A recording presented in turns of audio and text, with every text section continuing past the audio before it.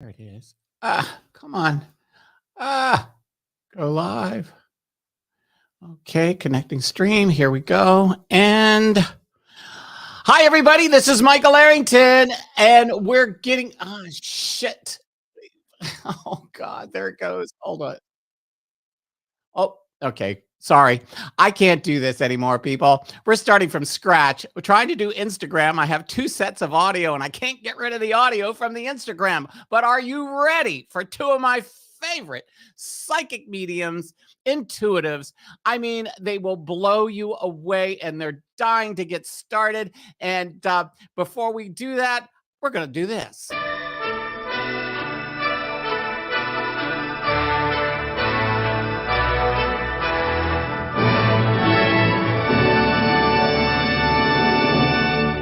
Now shut up. The show's starting. Whoa. Okay, just to put it in a nutshell, trying to live stream to Instagram. The audio picks up because I'm doing it from here. So I wonder if I have to do it from my phone. I guess we're going to have to do a test and see how it works out. But anyway, we are in the second half of what's going to happen in 2024. It almost sounds like a game show, doesn't it? Anyway, I'm Michael Arrington, and it's been a while for those of you that are checking into the show for the first time since I've been on the air. But I have 2 of the most incredible friends that are coming on. And not only are they just friends, they excel in their craft, which being psychic mediums, intuitives. And I want to bring them in right now, because if I don't bring her in first, I will hear about it. So put your hands together, and I'm going to get yelled at in a second. Put your hands together and welcome. There she is. You are. You're crazy. Ooh, that's awesome. Hi. Hi, Debbie. How are Hi, you? everyone. I'm good. I'm good. Happy New Year, everybody. I see you all coming on. Oh my God, Rebecca's on and Sadie's on. Oh my God, and Ivory's on. And I know. Is there anybody else on the show today? Oh, yeah, he's flipping me off in the green room. Everybody put your hands together and welcome Louis, baby! My friend. You old hag. Hi, my lovely Debbie. Oh, see, you know what? I'm just going to let you 2 go at it, and then I will just take all the compliments. As we said, this is our little love language. This is, I know, it is your love language, and, thank God it's yours and not mine. And thank you so much, Rebecca. Oh my gosh. That's wow, so look at sweet. everybody. Hi, Debra. There's Angela from New Zealand. There's Rebecca. Happy New Year. Oh, that darn Janet DeBella's back in here again. And my Janet. favorite Janet. And my favorite Janet, too. We're going to fight over favorite Janet. Oh, my God. I got my own bedroom at her house, so just saying. Well, I might have to steal it if I come out there. So just saying. Gosh. Oh gosh, is Michael here too? Wow. Yeah. As we say Happy New Year and welcome to everyone. 2024. 2024. What a crazy happy almost out of Mercury retrograde. Now today, direct station. 10:17 p.m. Eastern Standard Time. Mercury will go direct. Right. Well, it's direct station right now, right? So it cast it before it's stopped. It's hanging in the air, waiting to start. It's like in the starting blocks motion. So it'll be what, like 2 weeks to 3 weeks, at some level before it starts. Well, that's when you go in transition. So there's still the tail that we have to deal with. But 10:17 p.m. Eastern Standard Time is when it officially goes direct. So it's going to start moving the illusion the right way. Yeah. Perfect. The illusion. Here we go. We're moving this over here. That way I can get this here. There we go. So see, I like doing the big. We are recording it, Rebecca, so you can replay. It'll be on my channel or Lewis's channel or Michael's channel. So yes, somehow or another, somebody's channel. It's gonna be somewhere. It's gonna be somewhere. It'll be on all of our channels. Actually, we just have to. Yeah. Oh, Debbie Kiefer says, No, "I'm it's Esther so nice. TV on TV watching Debbie's link on YouTube." How cool is that? Got it covered. There we go. So, what'd you do for New Year's, Debbie? Oh my God, I was as boring as the two of you. I went to an Italian restaurant around the corner. And picked up food and came home and watched Anderson Cooper. I watched ABC and Ryan Seacrest, and which I don't usually do, but I did that. And no, I actually had it's very strange. I had no desire to go out. I didn't even do I was telling a friend earlier today, I didn't even do the "oh woe is me, I'm alone on New Year's Eve" thing. I was like, I am so happy to be here with my cats. And I just kicked back and had some soup and had a treat. I had some chocolate coconut ice cream, something like that. And crazy. Yeah, I know. It was crazy. I didn't even have a drink. I have like this little bit of thing of ice wine, what it's called, which is amazing, that I got in Toronto a couple of years ago. I just haven't drank it because it's anyway. But that's what I did. I really didn't do much, and it really had no, like, a lot of times on New Year's I'll be like, oh, I'm so glad that's over. Okay, I'm looking forward to, but I have hit the ground running like a week ago. Mm-hmm. So I was already kind of grounded into the energy and had sort of let go of all of it. Right.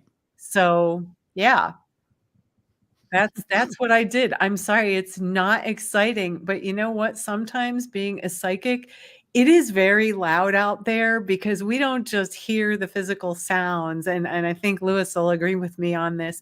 We don't hear just the physical sounds. And all you empaths out there, that's why sometimes you want to isolate, right? Because everything is it's like super amplified in our heads. Right. So the quiet and I don't want to call it solitude, and it's definitely not isolation. It's just sometimes it's quietness. And I did a nice meditation, for like an hour at like 6 o'clock or 7 o'clock. I forget what time, but it was kind of later, before I had a later dinner and everything. And it was nice. So, how about you, Lewis? What'd you do? Nothing. I had a very, I know, I had a very, very hectic, busy last few months, and I just wanted to fully pull the plug out. Yeah. And so I sat home. I bought some champs and drank some champs and watched with you. Well, not with you, but with you, Michael, the Anderson Cooper and what's his other name? Andy Cohen. So I saw that, and then I think I was in bed 12:30. So I was in bed because it was a different time. I was in bed by 10:30 Pacific Coast time because it was the first time that I had not, in 8 years, didn't have the fireworks outside my balcony. Right. All of Vegas and people. I always had parties every year, so this year was kind of like, I'm just sitting here with me and my dog eating that Italian food. There you go. But Anderson Cooper and Andy Cohen were so much fun. And my favorite whole thing was John Mayer and them. Oh, the cat. When he called in from the cat bar in Tokyo. You know what? Like 10 people have sent me that. I haven't even had a chance to look at it. I can't wait to actually watch, but about 10 people sent me private messages with that clip. With the butthole of the cat. Anybody who has cats knows cats always turn the buttholes to you, and it's a term of endearment, right? But it was so to the camera funny. For like millions of people. Yeah, it was very funny. Yeah. Because Mayer completely did the entire thing deadpan. Exactly, like he had no expression whatsoever, which made it even funnier. And Cooper, the Anderson, lost it. He just couldn't. He had to. And he giggles like a little schoolgirl. Right. Oh, he's so funny. Wait, somebody says my son and I went to Times Square. You were in Times Square last night, Rebecca? Yeah, she says I have been dreaming of it my whole life in Texas. Wow. Did you go last night, Rebecca? No, that's amazing. Wow. Well, apparently they don't let you into Times Square until 3 p.m. and then you have to wait until like 7 or 8 before the show actually starts. You can't pee. You can't do anything. Right. There's porta potties periodically, but once you get down to the front, then you have to battle the crowd. Yeah, exactly. So you're brave. I was, wow, standing behind. Wow. That's amazing. Wow. I Cool, will cool, say, cool. so of all of the people, and I don't know if I'm like a huge fan or not a huge fan, but LL Cool J killed it last night. He was on Ryan's? He was on Ryan, yeah. He was on Ryan's. LL Cool J killed it. It was fantastic. And he did a whole dance? He did a whole thing, like kind of a longer set and everything. And it was amazing. And I flipped over to Anderson for a little while, but yeah, I got very sucked into that. And I never do. I'm like, boy, I usually flip between all of them, you know, just to see what they're doing. And last night I was like, okay, this is good. But anyway, but I can't believe that's so cool that you were there. I just can't even imagine being there. I would have had to pay the $1,600 to go to Applebee's for dinner to have a ringside seat, because that was what they were charging. Is the Applebee's upstairs? No, it's ground level, but they had a spot, like they have it all cordoned off in front of there, so everybody from the restaurant could get up and get a bird's eye view. They're right there. And so they charge a boatload, and then apparently they they don't do Applebee's menu. It's steak and lobster and champagne and all of that. Right. No, it's because I remember I lived in New York, right up the street. I lived at West 57th between 8th and 9th, right outside Columbus Circle was right out my back door, and that's how I lost my virginity. You're what? I lost my apartment in New York because of Times Square, because I rented it out to somebody, and then they in turn rented it out to somebody else. And so when the people that rented it, they weren't supposed to rent it out to somebody. They made money on top of what they'd paid me. And, and the super of the building gets in the elevator with these people. What are you doing? Oh, we're here watching Times Square. We rented an apartment. Oh, which one? 5G. What? And I forget where the hell I was, but I wasn't at the place. And that's crazy. Yeah, what the hell? But hey, I tell everybody you should live in New York once in your life, at least just once. So everybody, hello. Those that are coming in, we really have a major audience. I'm looking at the numbers over here on my main page. We have a lot of people here today. And the whole purpose of this show is to get a look at what's going to happen in 2024, what these two incredible people feel and think what's going to happen in 2024. And if you saw the earlier show, you saw Pat Dumas, astrologer and intuitive, had really come up with some fascinating, I hate to say predictions, but I guess you could say that. But what she feels, what she sees in astrology, in the charts of the country. And that's what she did. And what was so funny, before we came on the air, I was talking to Lewis, and he agreed. He was feeling the same thing. And so people, we're also going to do readings, but we're going to wait before we get into doing readings and stuff. There are no rules, right? With the readings, it doesn't. We have no rules. No. Lewis and I have no rules. It just depends on how we answer you. That's exactly. So if you want to ask about dead Uncle Pete, who died 20 years ago, in the crapper, we'll find out if he's still number one. Number two. Yeah, but the only thing you got to remember about that is there is no such thing as dial a spirit. So just because you're asking about great Uncle Paul or whatever doesn't mean that they're going to show up. So right. But anyway, Karen, oh my God, Happy New Year. Who's that, Karen? Yeah, I'm just saying hello to people because my typing is like loud next to my microphone. My 12-year-old niece is here, Ava Thompson. Oh, is that? Hi, Ava. Oh, is that? Oh, I see. Hey, hi, Ava. How are you? Janet did say hi. She was happy that you were fighting over the bedroom. I don't know if you saw that. Yeah.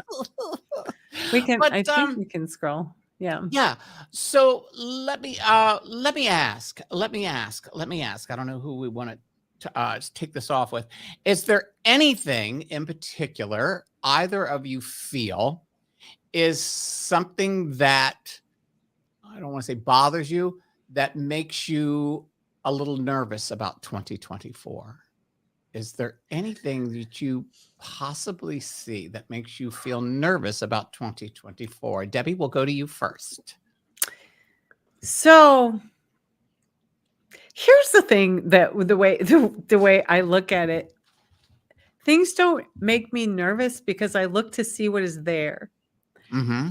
And it's not what I consider that might make me nervous might not make someone else nervous, but might make someone else terrified. And so I like to kind of talk about what's there and what I see as coming down the pike. I would say, because I made a few notes, and you know, we might be in for a rocky start kind of in the beginning of the year, and it may not be there's might, it is. yeah, It is. it's a very rocky. I mean, it actually looks like boulders to me, like that there's boulders that have to be moved and things like that, and also that they seem immovable, but they're not immovable because we can move mountains in ways that you can't even imagine with our energy, with our spirit, and with our light. Now, Yeah? let me say something. You did not watch the first show, correct? No, I did not at all. I was at a party. Good. No. It's just amazing what you're saying. Oh, okay. I'm assuming that it might have sounded Exactly hey, the Gail, Happy same. New Year. Exactly. It looks right. And all I do, so I don't do the astrology. I don't look at the planets and the alignments and things like that. I'm very dumb about astrology. I follow it, but I don't do it. And I just read the energy. But to me, it just looks like these big giant boulders and everything that is there, and particularly in the financial markets. Part of what I am seeing here is for next year is that there's going to be this like weird up and down in the financial markets, and there's a lot of confusing energy or confusion energy around it. And if I were to say anything, because you said what makes me nervous, that doesn't make me nervous as much as what I see with it is that people get caught up in the fear of it all. Like, and I'm not talking about swings. I'm talking about, you could be looking at the numbers and one person sees them one way and another person sees them another way. Right. And the pundits, the talking heads are going to all have their asshole opinions that everyone has. And so what I would say is that the financials might be a little bit rocky, and I'm talking about a global, on a global scale. Yeah. But the energy is so thick, and the distraction energy that even when you start to look at it, it might be, oh, like squirrel. And then what was I just looking at? Yeah. So I think the biggest, one of the biggest takeaways, like for me, that when I was looking at all the energy is then the opposite end of that spectrum, where I've been seeing for the past couple of weeks this brand new quality of gold energy that's actually coming onto the planet at a global level. And so what happens when everybody takes a step up in their vibration, all the gook starts coming out, all the anger and the pain, and that may be part of what's going to be causing this rockiness. Yeah. But come October, I actually saw it looked like this. Well, the best way to describe it would almost be like a weird commercial where the skies opened up and the sun started shining and the angels, like the angels came out. So I do see that as rocky as it's going to be kind of in the beginning, that come October, it starts to open up and we're going to start to see the light, and we're going to have more understanding and more awareness as a whole, right? Not just these light people over here or these light Mhm. people over here. That as a whole, there's a step up in energy. So I know that didn't exactly answer your question about what No. makes me nervous, because it's not really nervous. It is going to be Right. rocky, and we need to just let that be. Don't resist it. Don't Okay. fight Okay. it. Don't. There's nothing. If you fight it, it's just going to hurt. Right. So, Lewis, Mhm. what is there anything in particular that you feel psychically, intuitively that concerns you Um, or concerns the world? I don't think. Well, Because you remember, you live in Canada. yes, You don't really, American politics, Canadian politics, they're two different right. things, Yep. but you still are impacted by what happens in our country. Oh, for The whole sure. world is impacted. But what do you feel there's something like I said, is there something So that concerns you? Is that a good way 2020, to put it? yeah, 2023 was all about everyone felt pain, Mhm. financial pain,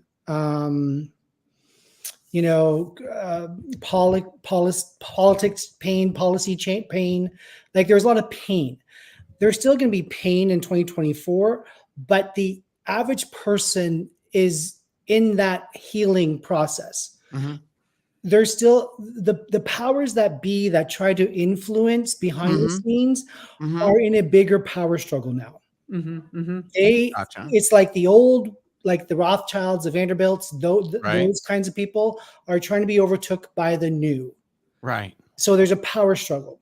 It's kind of like the Gilded Age, if anyone watches the Gilded Age. Right. I love it, that, by the way. Yeah, and so old money versus new money, old power versus new power, and I'm just going to throw it out here.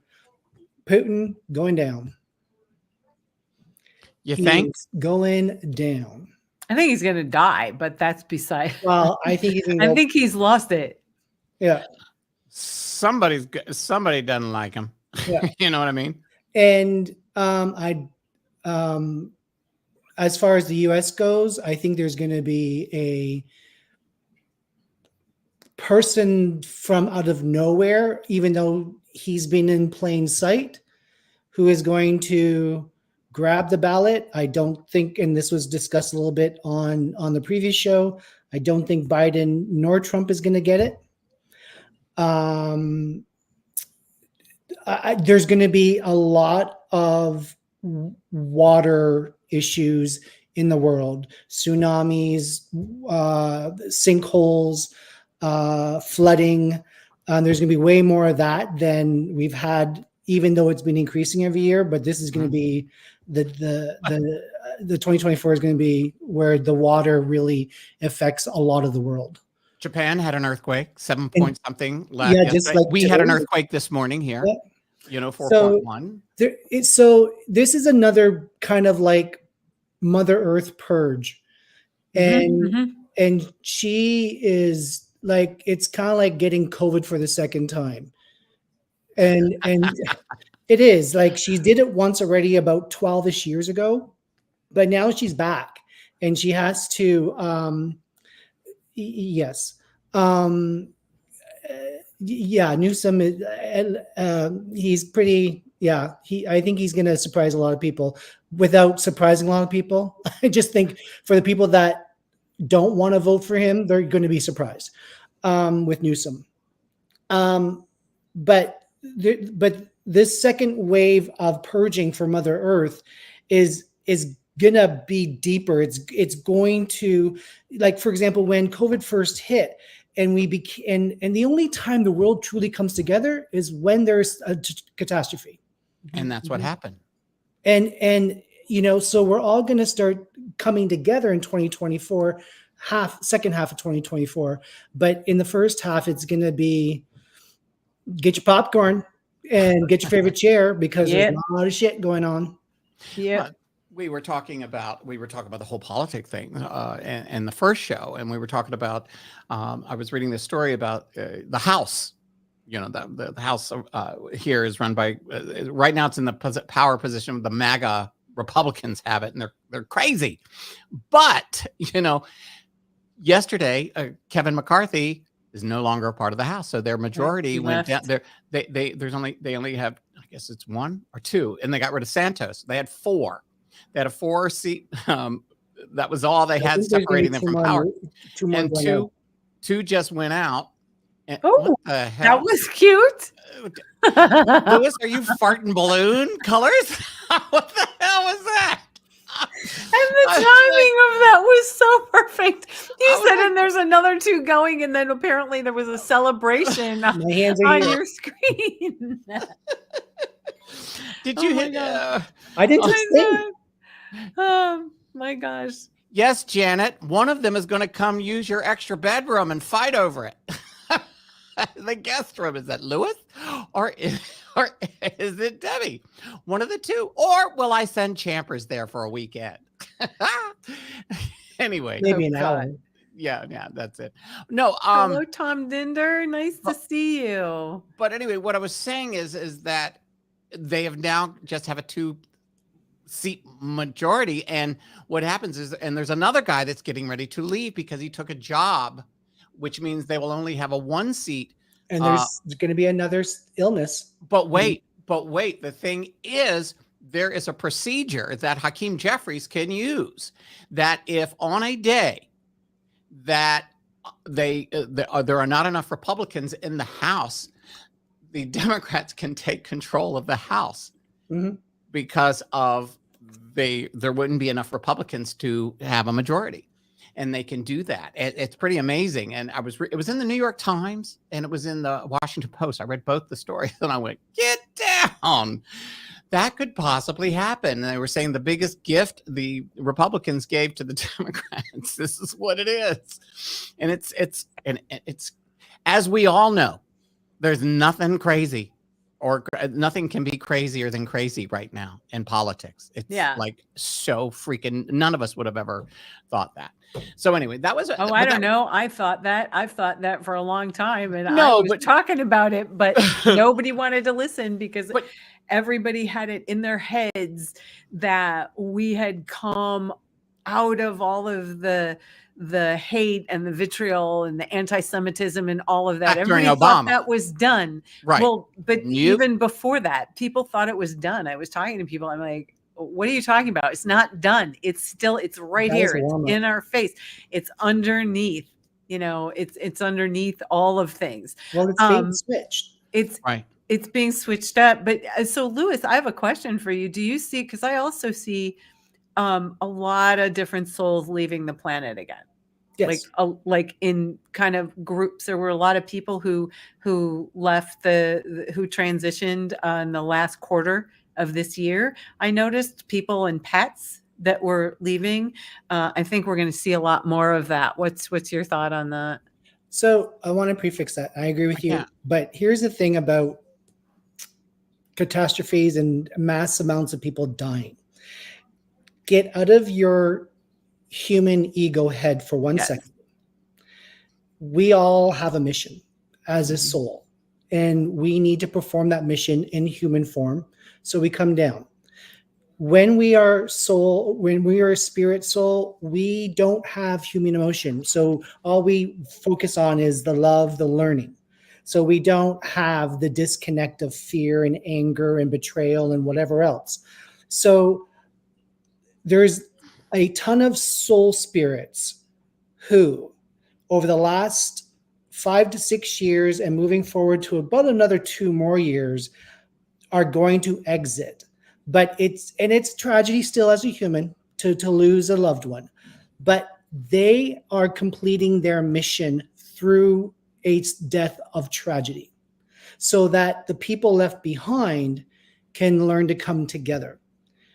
So this is totally a different scenario from a human perspective and from the spiritual perspective of what do we need to learn when we come down here, and what are we going to do if certain souls are deciding to take one for the team.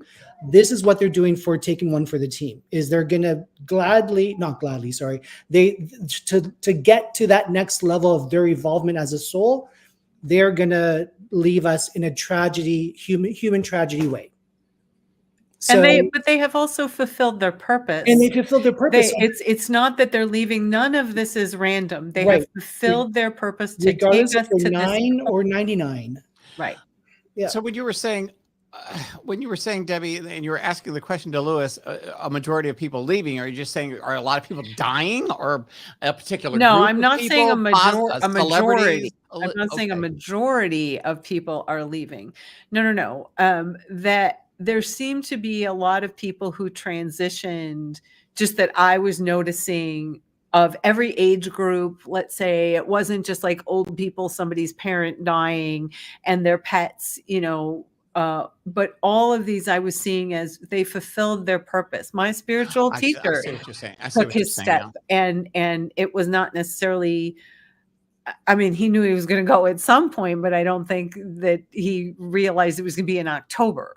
Okay, gotcha. Right. I understand But now. there were a lot of people who transitioned, and I noticed it kind of in my friends feed. I noticed it out in the world, just people talking. There were so many funerals and things like that. But I guess my point in bringing that up is that many souls have fulfilled their purpose. Right. On this planet. So we're going to see more actors and things like that who go no matter what. That is so cute. I'm sorry. That is so cute. You need to put, can you put, Oh, this that's one right here. adorable. Yeah, that's adorable, Ava. Uncle Lou. I love that. That's so sweet. But that's kind of one of the things that Later day. I was seeing, kind of overall. And one of the, so Janet, and I don't want to change the subject if y'all want to stay there, but Janet was asking, what do we have to look forward to? Well, Right. I have an interesting, I was looking at the energy. So I don't resist AI, because AI has been around way longer than like, if people think that it just came on. No. Well, no, it's been around for years and years and years, and it's been used. But I actually see that there's information, there's some drug breakthroughs that AI has helped, let's say, move along for healing certain things. And I see that they're being held back because, sadly, because of how everybody treats these things when they do come out. And they're waiting until for whatever reason. Like, I'm not looking into the detail of like, well, why are they holding this back? But I actually see some drug breakthroughs, or cures, or I don't know quite how I would say that, but that are actually already there. And I think they're going to start releasing some of those things towards the end of the year. I think there's two A's. I feel AIDS and Alzheimer's. AIDS, I see for sure AIDS in that space, the HIV space. But here's the thing with that is that this was a deal for the HIV AIDS. They're going to release HIV AIDS because the pandemic. They're going to release the cure, you mean? Cure for HIV AIDS because of the pandemic, because the pharmaceuticals were able to get so much more infused information. Yep. And so this was a bargain deal. And there's also going to be a lot of cancer cures. Yes, I see that too. Not all, but there's going to be a lot of cancer cures. But a lot of this was moved forward because of AI. Yeah. There's a reason it's called artificial intelligence, and that's because it's more intelligent and thinks faster than we do. And can compile information. But I don't resist it. Like, I don't right. Look, anything, I don't care what it is, ice cream in the wrong hands can be deadly. Okay. It's just, it's how everything is used. So yeah, I'm all about that. And I think that we will be able to look forward to that, to be honest with you, seeing what's going to come. We are definitely stepping up to a higher level this year. That's why all this is happening. When I was talking about the gold energy earlier, That's what I'm talking about. That is the step up. That's the energy that's kind of seeping in and the awareness that's seeping in. But what happens is every single time when we take a step up in our awareness or our vibration or our, whatever you want to call it, our spiritual space, every time we do that, the pain comes out. The darkness comes out. All of the gook that we've been holding on to, whether it was from this lifetime or some karmic things that we've had going on, all of that begins to come out. And that is what we're seeing play out right now. We are actually seeing ourselves take a step up and do this release. And it's not, no one ever said this spiritual stuff is not painful. And in fact, it's very, very messy when we take a step up. Those of you that watched the first show and are now watching the second show is seeing the second show validating the first show with what you were just saying. Or Lewis is nodding. no. Validated. You all are validating each other. But I'm just saying. I think that everyone should take on the energy around, I don't know what that noise is, around the energy of releasing. And releasing should be 2024's mantra. Right. And it's releasing fear. It's releasing the control, or releasing the self-doubt, releasing not having your common senses kick in. Like, use those to your advantage rather than opening up YouTube or right, for information. Right. You know, like any the for yourself. And look at it for yourself. And say, hey, does that information resonate with me? And if it doesn't, stop looking at it. Exactly. And don't believe everything you're looking at. Yeah, I can't even tell you when I've watched the news last. So it was, and that's what what I was trying to say too, Deb, is that we were talking about humanity, stepping up with humanity. We can change this. That's right. And when you said the golden light, because I understand you and your energy in the light, we talked about in the last show that we have to step up, and we can change it. We can make it work. Yep. And we as mankind, we can change this. And like Lewis was just saying, you know, you got to watch the real news, not the talking heads on MSNBC, CBS. But even that, there's a lot of spiritual information that is just programming, and it's a lot. If anybody is promoting their spirituality using fear, you better wake up, or else controlling people's awareness and not letting folks have free will to be where they are, as the spirits that they are. Right. I mean, this is where there is so much out there. And look, I'm not knocking that there's so much information, but you have to look at it for yourself always, and really be, you know what, one of the things I teach in my clairvoyant development classes, pitch, I'm promoting, in my clairvoyant development classes, of which I have one starting on January 16th. But one of the things I teach is a truth rose, and how to discern a truth from a lie. What good is clairvoyance or being psychic or any of mediumship or anything if we can't look and see the truth, and also have the wherewithal to have an open mind to see what is there, and not just decide that this one thing is the answer and the only answer and the answer for everybody. Yeah. It's a space where we have to open up and really look and see what resonates with us, what resonates with our reality. But if somebody comes at you, you know, telling you what to do, and is in a control space, or is in a programming space where this is the only answer, right? But fear is the biggest thing that I see in the spiritual community, is they use fear a lot. And I shouldn't say it's not everyone, but you really, you know, I saw a friend of mine, you know, posted the other day, look, if somebody says they have the only answer and all your answers, run far away. right? Sounds like Christianity to me. Right, but this was regular spiritual. There's a Right. lot of spiritual teachers who will Right. tell you their way is the only way.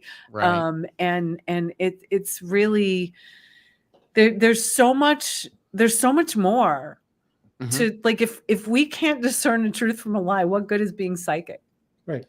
And onto that point, but with not everyone needs to tap into their psychic ability, because tapping into Just it, discerning though. right, but tapping into it means that they're focusing on it. And some people aren't meant to focus on it, but common sense, what feels right, what feels wrong, that's tapping into it as well, without having to, like, it's like going poo, and Going poo. you can't get it out. You don't need to force it out. Right. Just let it flow. If it's a trickle, it's a trickle. Use what you have without thinking that you need to be here on any level. Well, you don't have to be there, You but don't have to be there. yeah, Exactly. But going back to the spiritual community, for $5.99, easy payments of 12, that we will Right. make you psychic. No, you won't. yeah. No. Everyone focused. has their abilities, and just because, well, first of all, everything that I do is all about healing anyway. So it's using that space just to look and see and release. So it goes right to that point. I found it very interesting that last night, and I still, by the way, I Googled it to death, and I still can't find where it came from. But at some point, and again, I'm not like a Ryan Seacrest fan per se, but I was just watching it last night. But he said last night, the theme for 2024 is rebirth and renewal. Yeah. They were. And I was like, okay, where did that come from? It's true, but where did that come from? I could not find where that came from. Like, who decides like what the theme is? But it was, and then I got, an email pushed out about rebirth and resilience. And it's very interesting. I'm starting to see that. Tammy's asking about Lady. Right. Ladies and gang, we're going to get to those questions soon. Right now, we're dealing with 2024. We're going to have a whole hour of you guys being able to ask questions. So just hold back. If you have, can we just look at Taylor Swift and Travis Kelce? And will they make it? Will they? Listen, I need alcohol for that. Right. But what I'm saying, people, is ask questions about the state of the world, what we're talking about now, predictions for 2024. But we're going to get to your other questions and your loved ones and dead ones and lover ones and whatever. We're going to get to that in a little bit. But we want to get through this part first. So we're watching, and we'll let you know. So what was Amy? Do you know Amy Lewis? I do know Amy. I met Amy. Right. Oh, so you did meet Amy. Gotcha. Amy Woolley, because she was saying, she goes, Lewis, expound upon Putin going down, please. I mean, that incident last year where his general kind of made a coup? Right. Okay. That was a setup. That was not meant to be successful. That was meant to find out where Putin's weaknesses are, and they're already working on something else. So the guy died that was leading it. Well, yes. In the plane, was he collateral damage? He was collateral damage. Yeah. And so you're gonna hear a lot of chatter in June of this year regarding Putin and just stuff that he's trying to push through. He's losing the war in Ukraine, but they still have missiles, so therefore it doesn't look like it, but they are. Well, yeah. I mean, just yesterday, just on the news this morning, they're screaming in Russia that Ukraine killed civilians. Well, duh. What have you been doing since you invaded the place? Yeah. Yeah, do you The feel rhetoric of war. the rhetoric of war? And it's pretty. It's just crazy. I do believe, Lewis, someone's gonna grab him, take him down. Yep. But do you think that I don't either of you, do you feel this? You know, there's this huge thing going on in the House here in the United States about funding Ukraine. And these crazy magazines go, no, we're not going to fund Ukraine unless we get what we want. And if we don't fund Ukraine, and Putin could take over Ukraine, his whole thing is to take over Europe again. Right. Which is what they wanted to do years and years and years ago, but didn't. But do you think, just a thought, do you think the United States is going to it's going to come through with the funding to keep fighting? I mean, so think of it as a split level house funding. On the surface, we have the bank. of course. Then underneath the surface, we have the reserve. Right. And underneath the reserve, we have a special reserve that doesn't get talked about. Right. And they're going into that special reserve. By bypassing the idiots in the House. Exactly. Keep going. No, no, no. Yeah. Is that why, like, for instance, Biden is allowed to go emergency funding and send it, which he's done? Yes. Not the whole amount. Not the whole amount.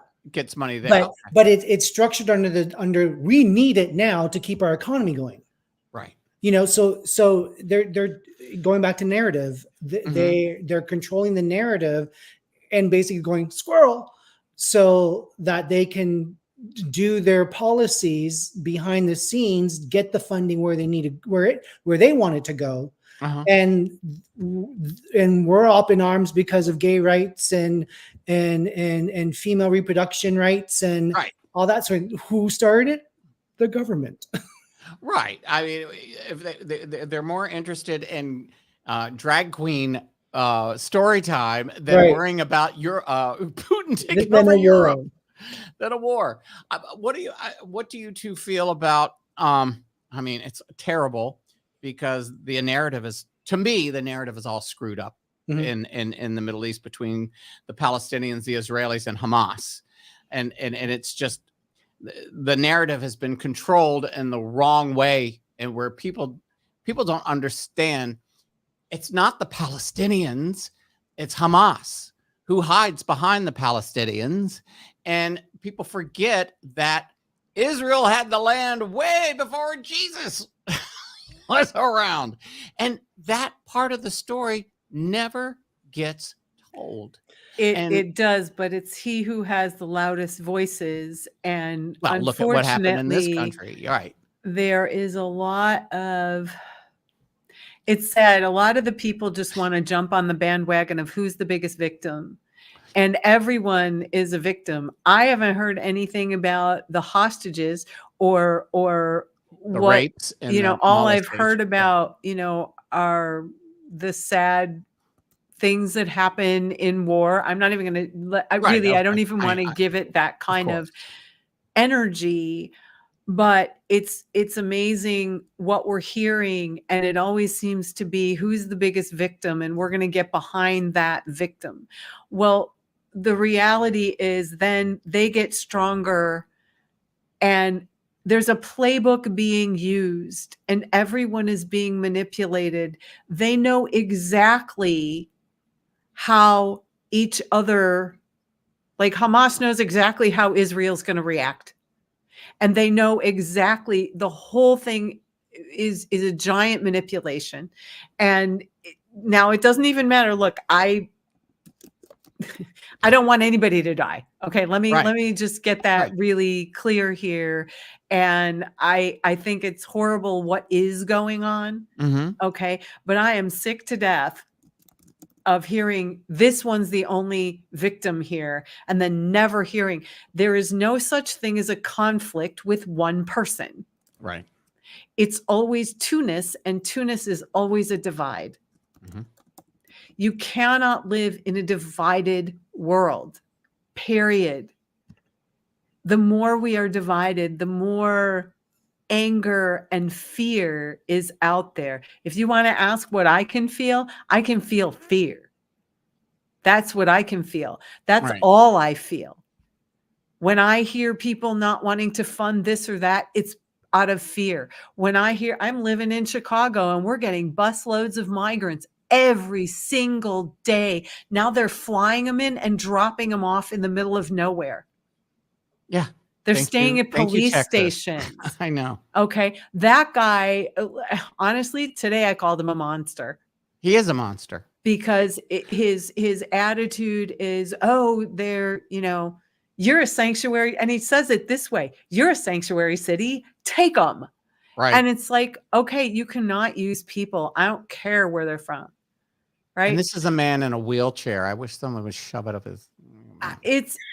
So this is, who's the.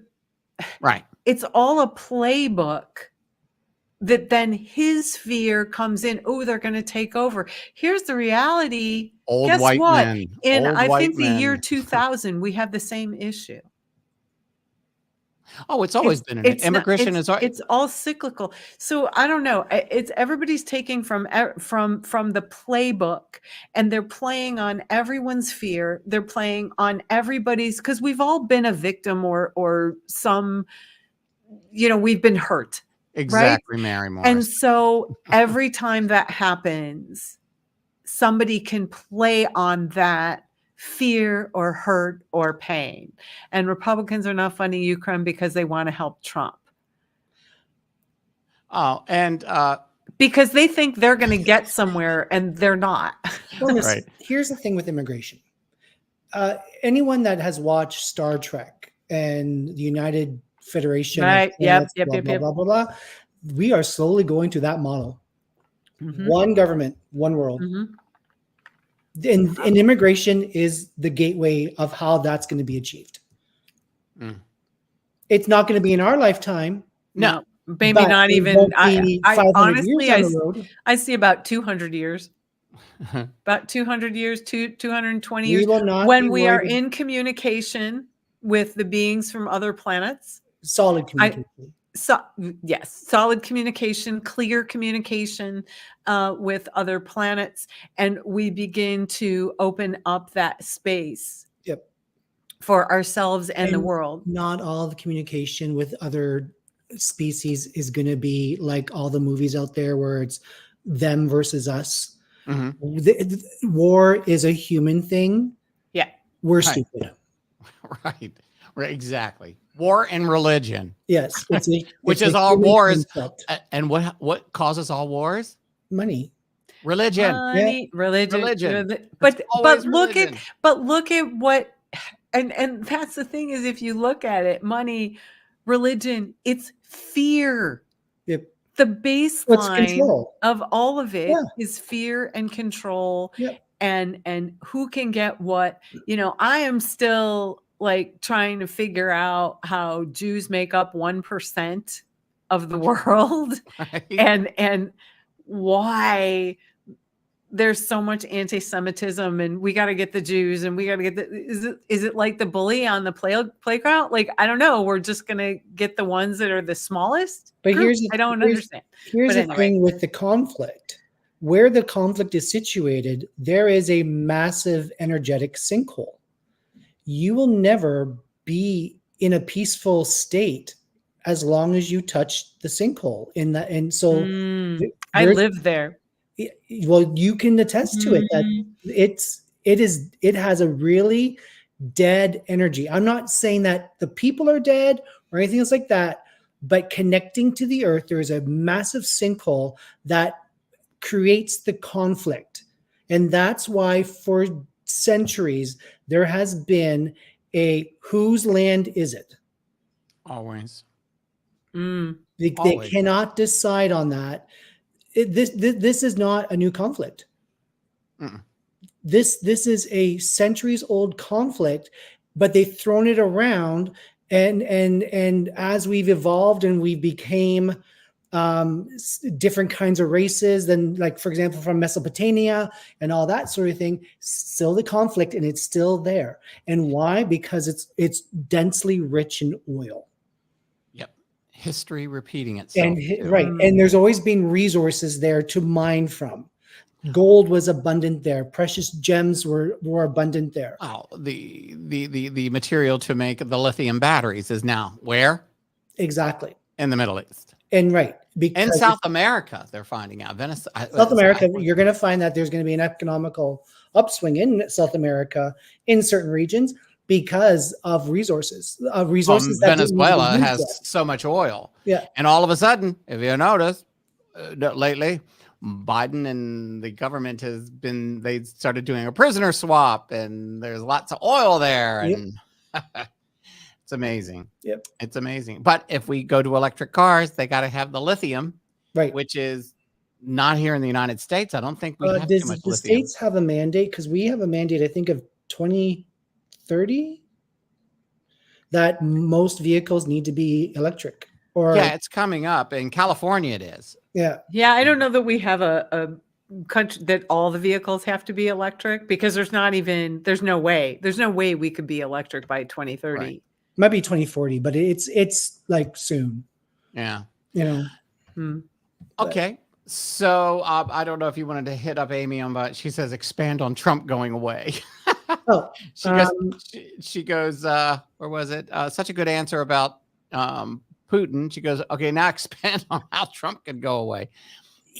How do you feel? I know this is going to sound different from his personality, but he actually just kind of goes away. He makes excuses to retreat. He blames the American people. He'll even start turning, which he already started a little bit. He will even turn on his supporters. Yeah. He's already started to do that. Yes. Yeah, and so as more and more charges and all that come up for him, his team is going to have a very honest conversation with him and say, you're not going to win.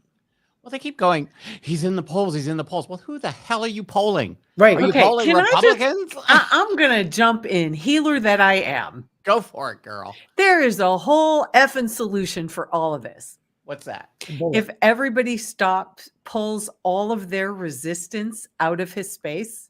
Right. Well, he's the monkey that he will, but he soaks it in. He thrives on it. Oh, he does. If everybody pulled. So everybody give yourselves a big breath right now. Just give yourself a breath and just call back all your energy from the government, from he who I will not say his name still online. I will not use his name ever online. Never have, never will. Of course, unless I slip, right? But just call back all of that, because what he thrives on is all of your attention.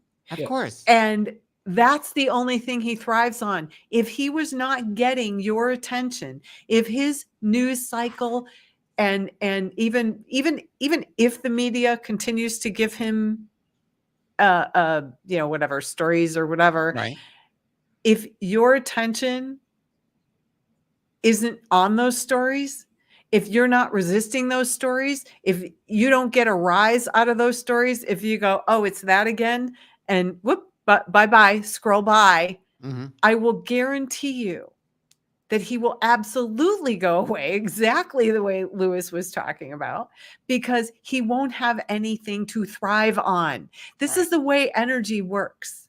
Sadly. What is happening here, and it's stuck where it is because of all of our resistance to whatever's going on, whether it's to the government. Yes, there's power struggles and things like that.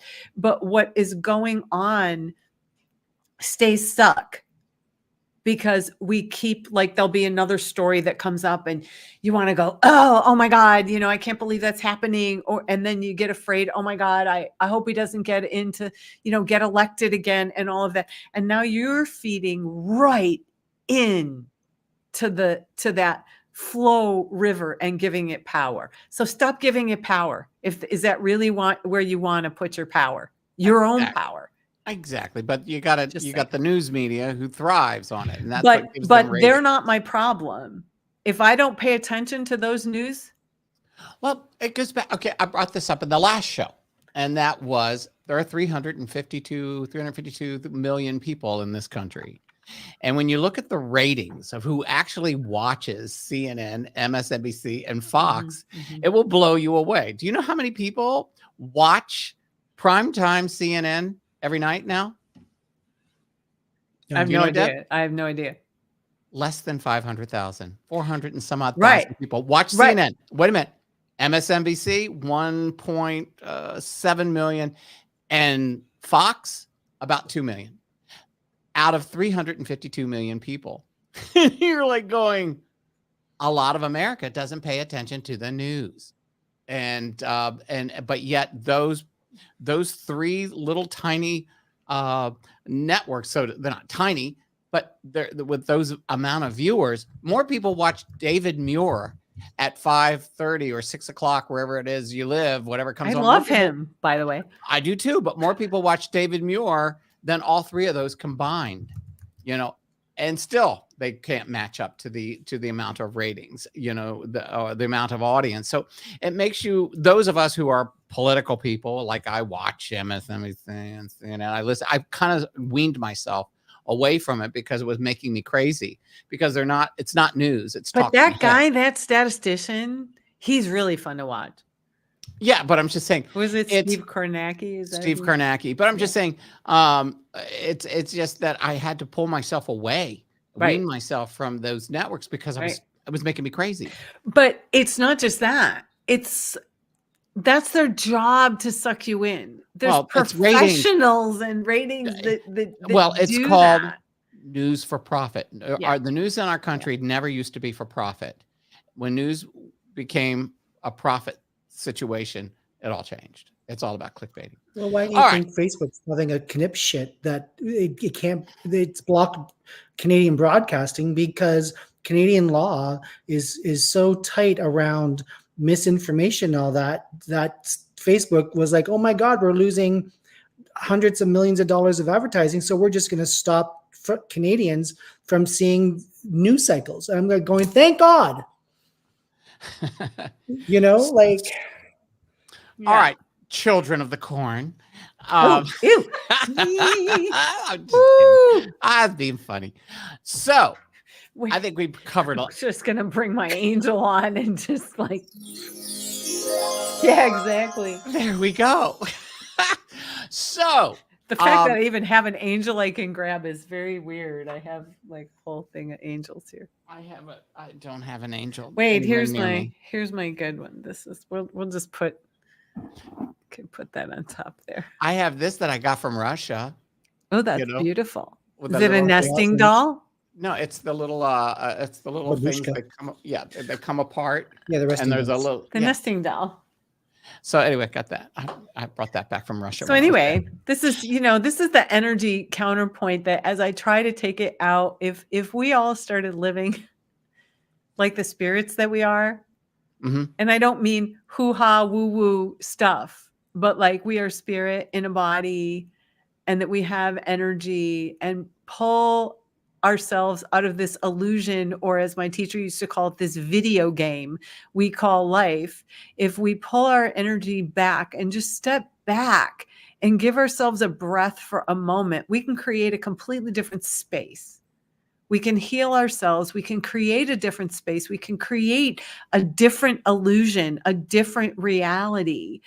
And the more that we get caught up in this physical thing, right? And what's going on, the more we are affected by the fear, the more we are affected by the programming and really the unawareness of people because they're following the bouncing ball. Right? And that's being unaware. So when you talk about ratings, yes, they do go with the ratings because they're following the bouncing ball. But if enough people begin to stand in their own space, right, and have their own space and have their own thoughts and have their discernment, we are going to see a very, very different world. And I think it's going to happen. And that's what all this rockiness, like as we take a step up, we can't take a step up in vibration in a space of anger or fear or programming or control. We just can't do it. So it's where do you want your energy? That's the thing. And if you wake up every morning and say to yourself, and I know I'm being the healer, I'm being the clairvoyant, whatever you want to call it. But if you wake up every morning and say, where do I want my energy today? Do I want it in creating or being mad about the news? Do I want it in deciding or looking at beautiful things, if you wake up every morning and you make that decision, I can guarantee your life's going to change and this world's going to change. Right. So sorry, that's my 2 cents. I'm gonna. So, do we want to move on from this and start talking? Well, do we want to start talking to some people and start taking some questions and do some readings? Yes, but can I make one really quick comment about Elizabeth says, I feel more like spirit than male or female. Can I just say hello to that really quick? Because there's other things to read. But I actually want to address this because spirit is neither male nor female. It just is. It is energy. It is light. And so a form of male or female when we decide to choose a male body or a female body because we want to have a particular experience. Okay, Barb Clayton just said, earlier you mentioned good news. Like, what is the good news? There will be a lot of healing in the back end of this year. Yes. So you're going to find that, okay, so for example, finances. Interest rates are going to start to lower. They're not going to significantly lower, but they will start to lower. We're going to start to be able to breathe easier and better. There is going to be a coalition that will be formed. It's going to be loose in the beginning, but it will tighten up as a couple years in about food pricing and an aggressive, what's that called? Aggressive layering, staggering with the pricing increases. Inflation. Well, yes, inflation, yes. But there's also going to be like cutting out the middleman kind of thing because the grocers are blaming the wholesalers. The wholesalers are blaming the farmers, and the farmers are going, it's not us. Right. You know, and so yes, we're still going to have greed in this world, but greed is going to start becoming more accountable. And so the greedies are going to have to start answering because we are being, and I hate using this word out of context, but this fits, because we are woke, we're waking up towards the injustice, the imbalance, the what doesn't feel right, and that we are going to stand and unite, and we're going to demand the differences. And so there's no negotiating. You're going to be finding that there's a whole slew of new politicians that are kind of like back in the 60s when they actually gave a damn, and more so about focusing on the people. Like back in the First World War, there was this temporary income tax set in place in Canada anyway, that was only supposed to be temporary, just to jumpstart the community or the jumpstart the economy. Well, it never went away. So there's going to be plays on how are we taxed. Now, again, it's not going to be this year, but it's going to be the start of this year. How are we going to be taxed, and how often do we get taxed on the same thing?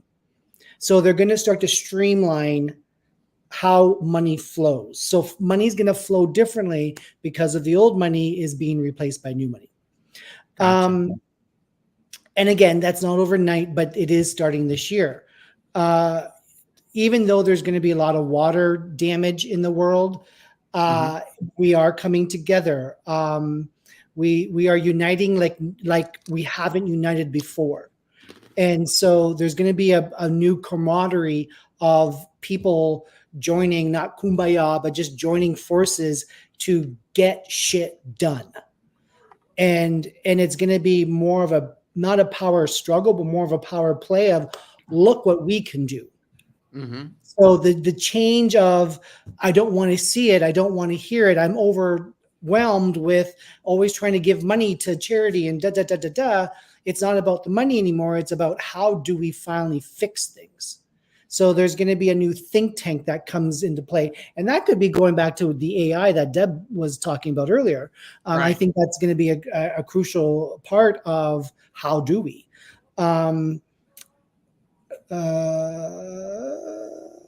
There's something going on with like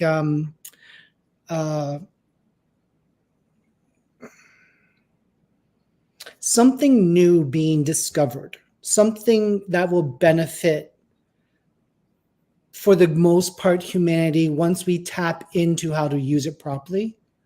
It's already there. I see it's already there, but they don't know Yeah, how to use it.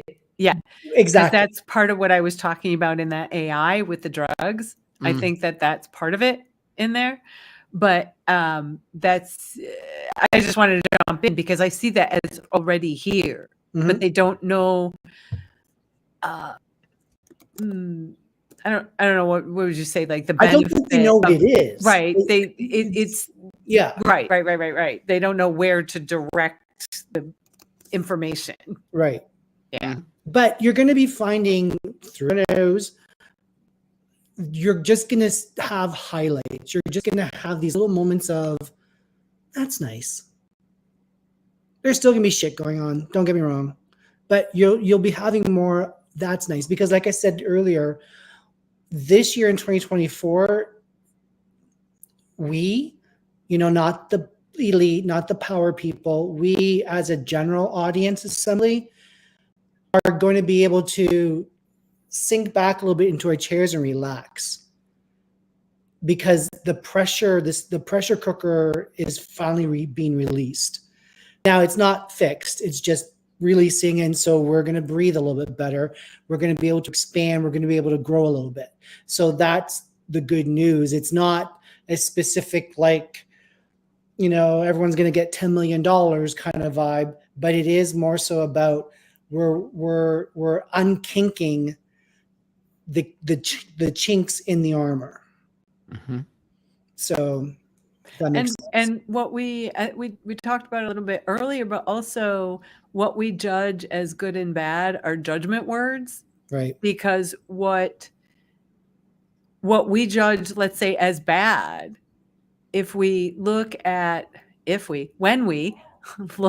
the bigger picture, it is an opening to something else. So what is a rocky start might be making space for something beautiful to come in. What we see as good might be the tail end of something, right? It might be solving one problem and then solving 10 more. So it might not even be this one little piece, right? Everything is connected and grows from something else. So it's so great that we can maybe look at things not as good or bad, but as just, this is what's unfolding and what we're seeing, so that we can open up a space that's different than where we are. And ask yourself, what should I do with this information? Yeah. Is this for my highest good to pay attention to? And you get, take a pause, get out of your head, get into your heart, and ask the question, is this for my highest good to pay attention to? And it will come back with a yes or no. Typically, one of the most common ways to do that is that if your left ear starts to ring, it's a yes. If your right ear starts to ring, it's no. So if it's no, walk away from it. I don't care how tantalizing it looks and that you just want to touch it, feel it, bite it, chew it. Walk away. You're being distracted. Or at the very least, if you don't want to walk away, take a step back, give yourself a breath, and look at it again the next day. Yeah, because you might, the minute you pull your energy out of it. So I'm not disagreeing with the walk away, but I'm saying if you can't, because many people, everybody wants to chase the shiny object, right? And sometimes we chase a shiny object and we're not even aware we're chasing a shiny object. That's right. So sometimes we're so programmed. Have to step back and that's really it. So it's, is this for my highest good? And where I'm going to actually tie that in, and where do I want my energy to be? Right. Yes. Today. And where do I want my energy to be? Not where I should go, what I should do, who I should be. Where do I want my energy to? But get out of your head, because your ego is going to want to engage on some level. Yeah. When you get out of your head and get into your heart. Yeah. That's where the source comes from. All right. Now, okay, we're going to start taking some readings because, trust me, we need to start taking readings. And so, people, if you have a question right now, something that you would love either of these two to feel, We are going to let Lewis and Debbie do some readings here. So, can one we question. answer Rebel? Okay, sure. Where is Rebel? Hold on. Let's see. She's asked 5 or 10 different questions. Which one? No, the one about the rock musical being performed on Broadway. Hold on. Let's see. I'm here. This one right here. There it is. Yeah, I just because I got such a strong hit on that only, Uh-huh. so that's kind of why. I actually, Rebel, I see that on a little bit of off Broadway, and there's a tremendous amount of enthusiasm for it being there in some kind of, even though it's a rock musical, which would be like epic, right, on a big stage, but it actually looks like a smaller venue. There's so much bright, bright, bright energy around it, and your enthusiasm there, that I actually see that might work kind of in that space to start, and then you get to take a breath and sit back and kind of look at your creation, because it looks like something that is, I don't know if it's new to you or what you do. Like, I don't know. Do you know them, Lewis? Do no Rebel? I don't know. I don't know No, which Rebel. but I was just kind of looking at that kind of being off Broadway, but that it's received incredibly well. But I see kind of a smaller venue, so that's what I was seeing. But it's very, very bright and very well received. There you go. All right, Buck Cherry. Lewis, my friend Janny used to sing a song to me when we had alone time. To me, I cannot think of the name of the song. I hope he will tell you. Much love. Ooh. I know, right? Let Do you me know see who? if I can find Janny.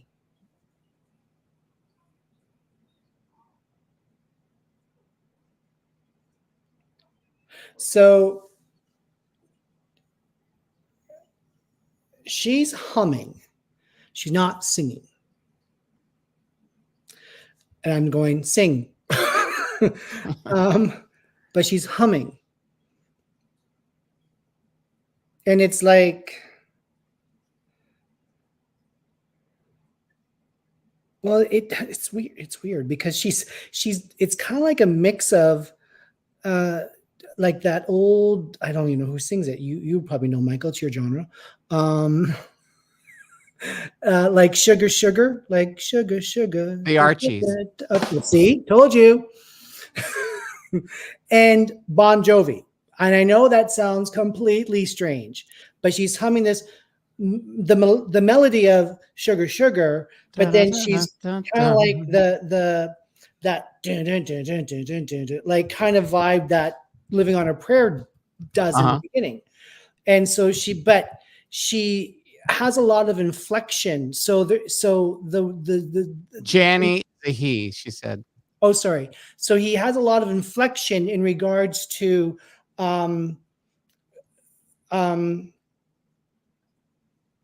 wording. And it's like when he's humming, it's like up and down, like the vocal has a range to it. But I'm not getting an answer on that. I'm sorry. So I don't know if this has anything to do with anything, but I keep hearing, what is that song? Both Sides Now? I've looked at life from both sides now, from in and out. Joni Mitchell. Joni It's Mitchell. life's illusions I recall. I didn't really know life at all. Yeah, clouds at all. Right. Even though I like change keys. Right. But for some reason that genre came up for me. There you go. Yeah, it's like a cross between somewhere in there. Yeah. But unfortunately, he's not singing. He's not. He's humming. There you go. Let's take a look at the Kendall Laxo. Happy New Year's. Any advice on making my manifestations come true in 2024 in career and love? Any guidance on the year to come? Thank you. I'm sorry. I felt like Elmer Fudd. Manifestations. Oh, Father, here we go. Kendall, I think you're on the right track, but I think that your manifestation's too wordy. I think you have to do it like, for example, When I have people, actually, I do it every day. Even if I don't have people coming into my office, one part of my intention prayer is my personal self and now I'm doing it. My personal self and living space is full of harmony, peace, and balance. Oh, Father. And I leave it like that. And so I really want you to focus on to the point and not explain it or go into any detail. I want it to be very short and sweet to the point. But I think you're on the right track. Your career, you're going to have to go back to school. Plain and simple. You're going to have to do some form of education. It may not be formal education as in a BA or a master's or whatever, but you're definitely going to have to go into learning with the career. But the career also takes a turn after you get into it to become it's going to pivot to a more passion project. And so it'll become more and more yours as you work with it. In love, don't focus on love right now. Just let it hang out, let it do its thing, but don't focus on it. I feel like for you, your 2024 year is very much about do not overfill the cup. And so just keep it short, simple, as in the manifestation intentions, and focus on the career, because that's going to help you move forward and into love eventually. But love is probably 2025, 2026 as far as like love. So. Oh, and I'm going to give you Lewis Maybe's stellar advice.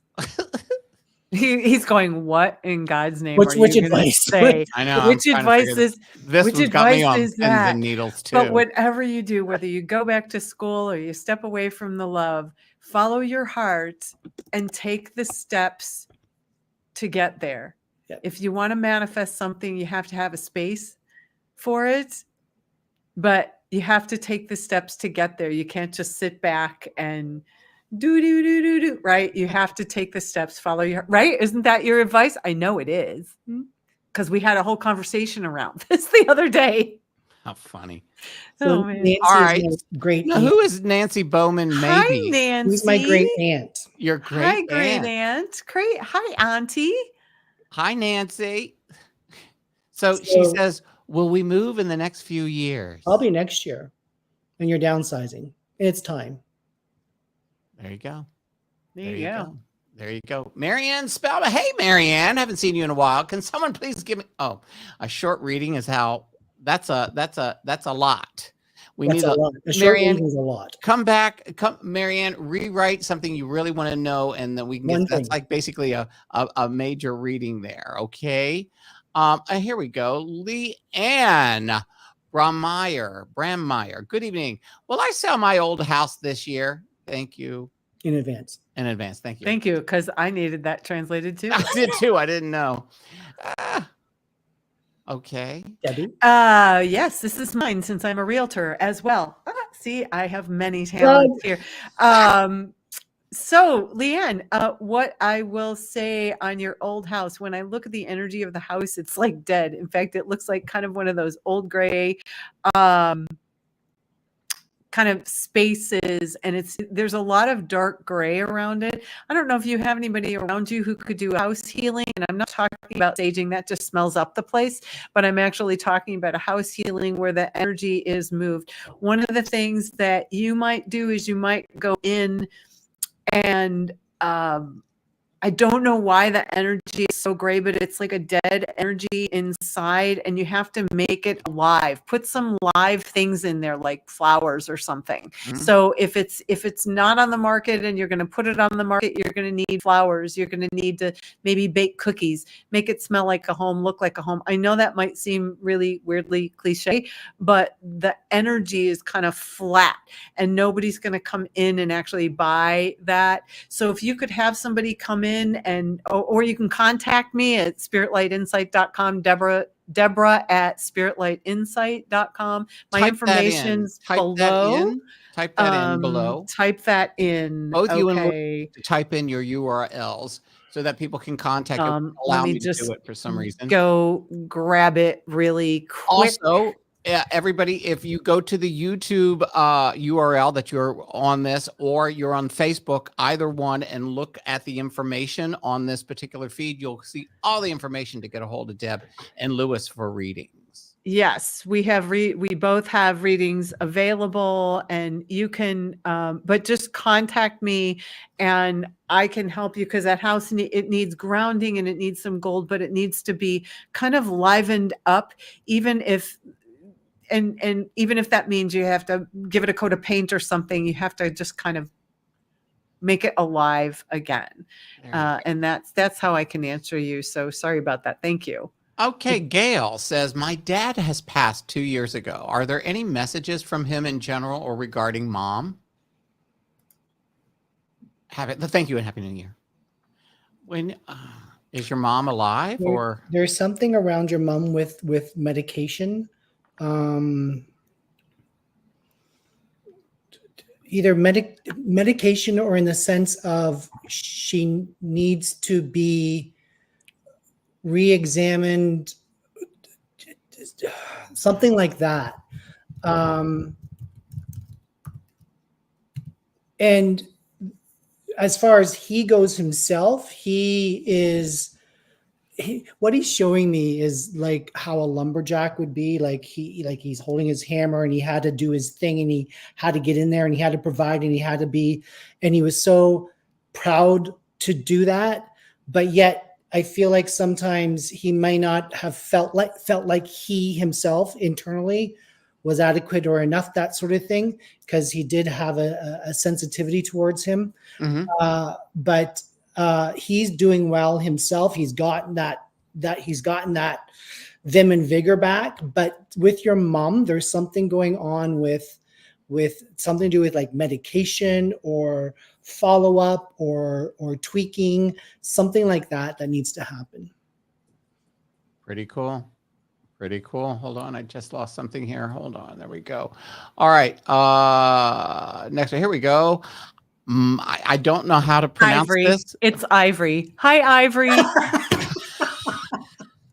This is one of mine. And okay. Yes, this is one of my lovelies that come to my meditation. Okay. And all of that. So. It sounded like I had a hair lip trying to pronounce that. So can I start? Please. Because I know Lewis will jump in.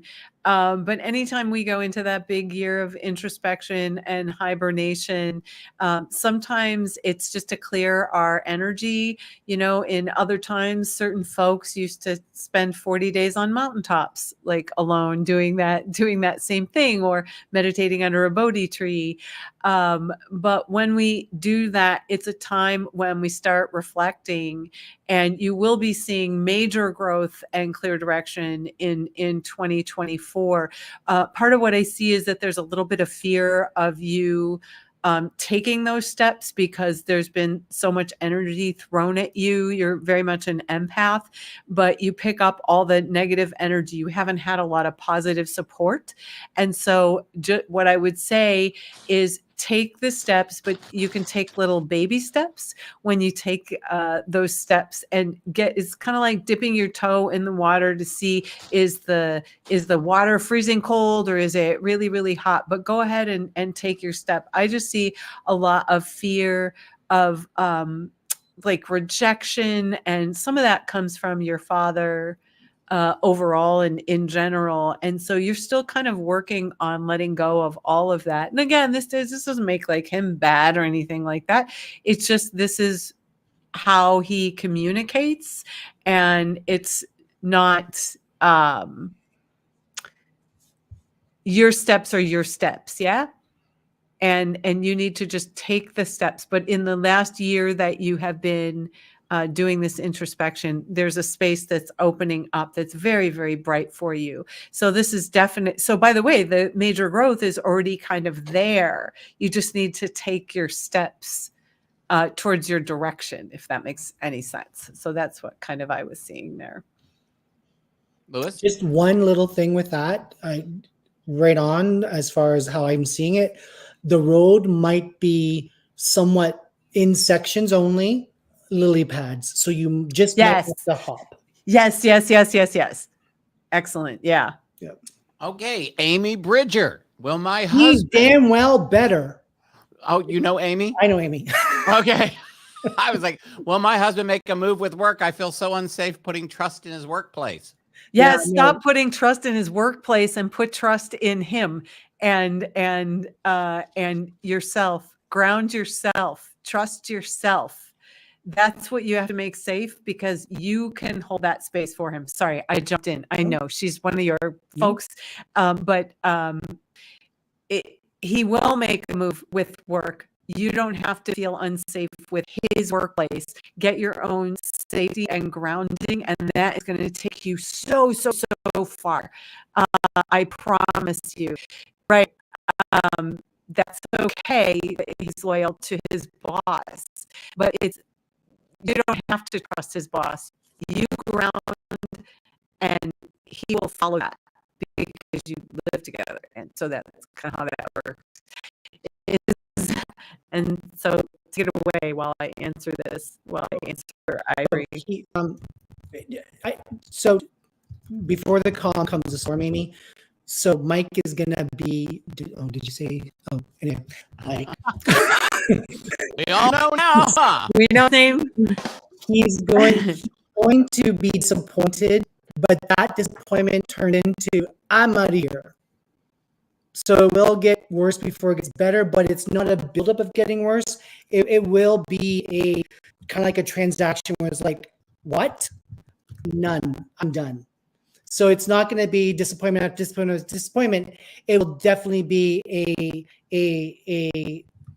a sharp pivot, and he won't be able to pivot with it, and therefore he will finally go out on his own.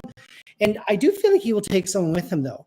I do feel like that there will be a collaboration that they can start their own thing and move forward. So I like that. By the way, everybody, I'm doing these in order. I'm doing all the questions in order, so hang in there and have patience, okay? Here's our next one. This one, I read this one. I just all of a sudden had heartwarming thoughts.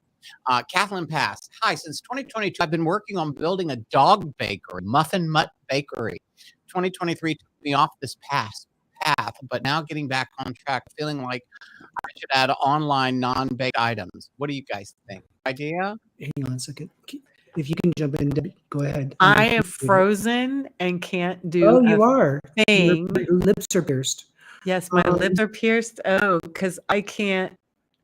Frozen. Making a comment and everything is frozen. I agree with you, Kathleen. I think you should add on non-baked items. And in fact, I feel like you eventually will start formulating raw. And so this could be a delivery service that you do, or that you can go to specific pet stores, pet food stores that will handle that kind of caliber of product that you're putting together. Mm-hmm. But I do like the whole idea of just starting off with biscuits and cookies and then continue to expand into that non-baked good as well. And then again, like I said, eventually I feel like you're going to be in research and development to do some sort of raw or natural kind of, but I do feel like it'll also be kibble too. So this is the little engine that could. It's not a race. This is definitely something that you're going to be able to pitter patter around and just feel good about. So yeah, good for you. I think we lost Deb. I think we did. Because she's not signed back in. She's not in the green room waiting to get in. She might be reloading. She might be. Yeah, she may have lost her something. Wi-Fi. Her Wi-Fi or something. Let's see. This one. Here we go. Hi, Mary LV. Do you see anything around my energy? Huh? Loves to travel. Loves to travel. Oh, God, Louis, you're so good at this. I can never figure it out. You see anything around my energy for 2024? Yeah, there's going to be an expansion of your energy in all aspects of your life, to be honest. Now, I'm not going to say that you're going to run away and join the circus, but I do feel like your goal or your mission for this year will be to gently challenge you and get out of comfort zones. And of course, the only way to grow comfort zone is to get uncomfortable. So I do feel like there's going to be a lot of challenge with, I wonder what that's like. I wonder if I can do that. I wonder if I should, check that out. It's kind of like, when people say, what's my passion? I'm like, well, no one not everyone knows their passion, but you guys have those Glade plug-in things down there, right? So, yeah.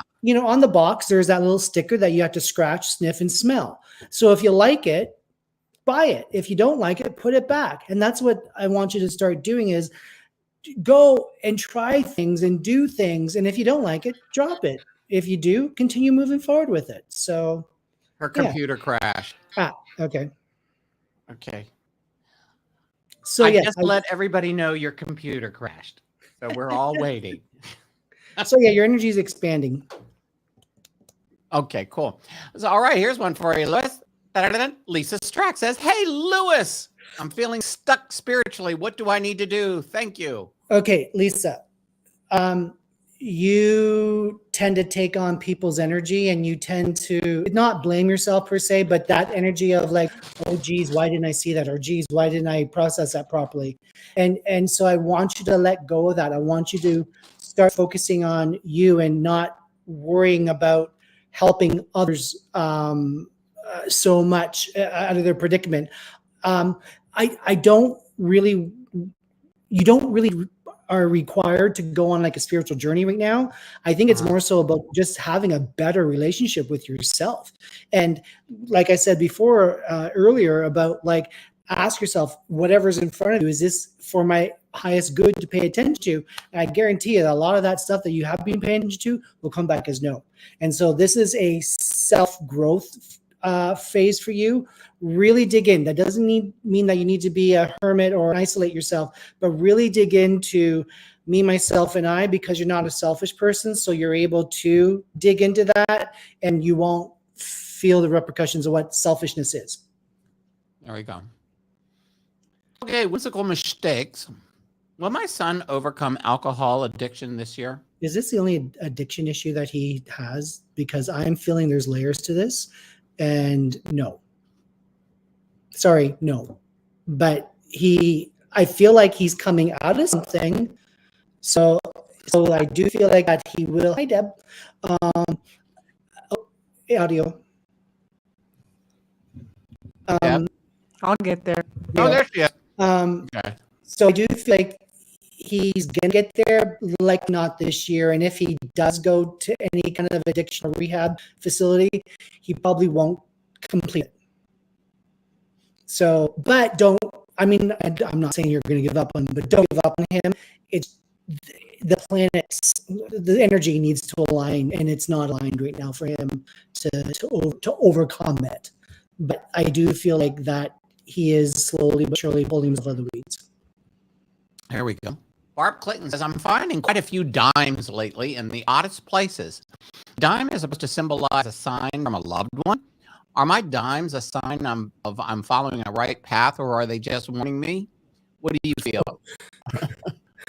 So I was funny because I was on a radio show a few years ago, and one of the hosts was talking about finding dimes. And up in Canada, we have loonie and toonie. So a dollar and a $2, but they're in coin.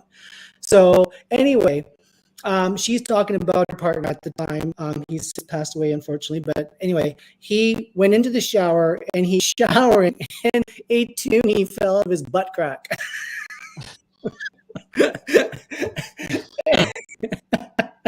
So that just made me think of it. I don't know why, Barbara did. Anyway.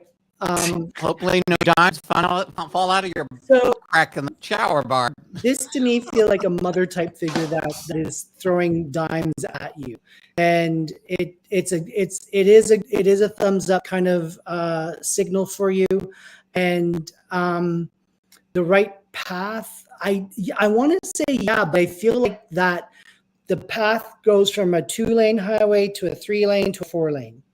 So expect expansion to be happening on your path, but I don't want you having control. I want you to be whimsical on the path, and I want you to just kind of go with the flow. Be a bendy willow, and you're gonna have more bang for your buck that way.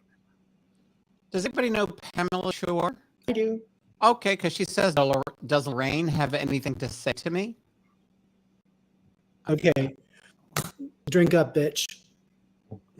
That's what Lorraine said? I have none of us know what you're talking about, but I guess she does. So Lorraine is like, she should have been a comedian. Mm-hmm. She just had timing. She just knew what to say. She's just one of those people that always made you feel good. And she is just wanting to giggle and laugh with you, Pamela, because she's seen the new direction you're going in, or you have been going into. And she's like, you're a new territory. So it's like, just relax. Don't worry. Drink up.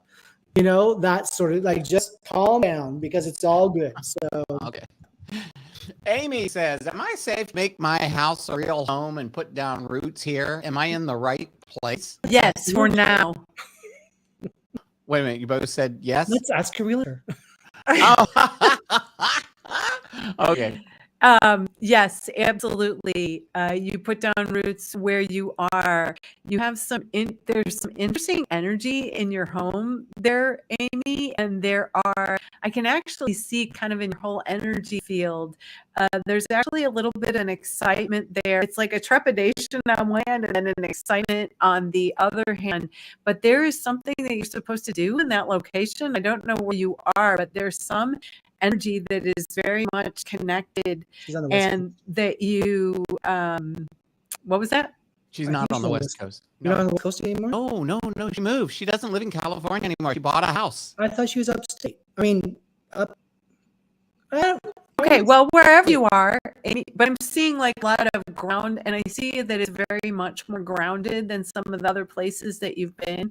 And there is a space where you actually find a great deal of connection, then not just with your home and your location, but with yourself, even in that space. There's very much a healing space for some reason in that particular house.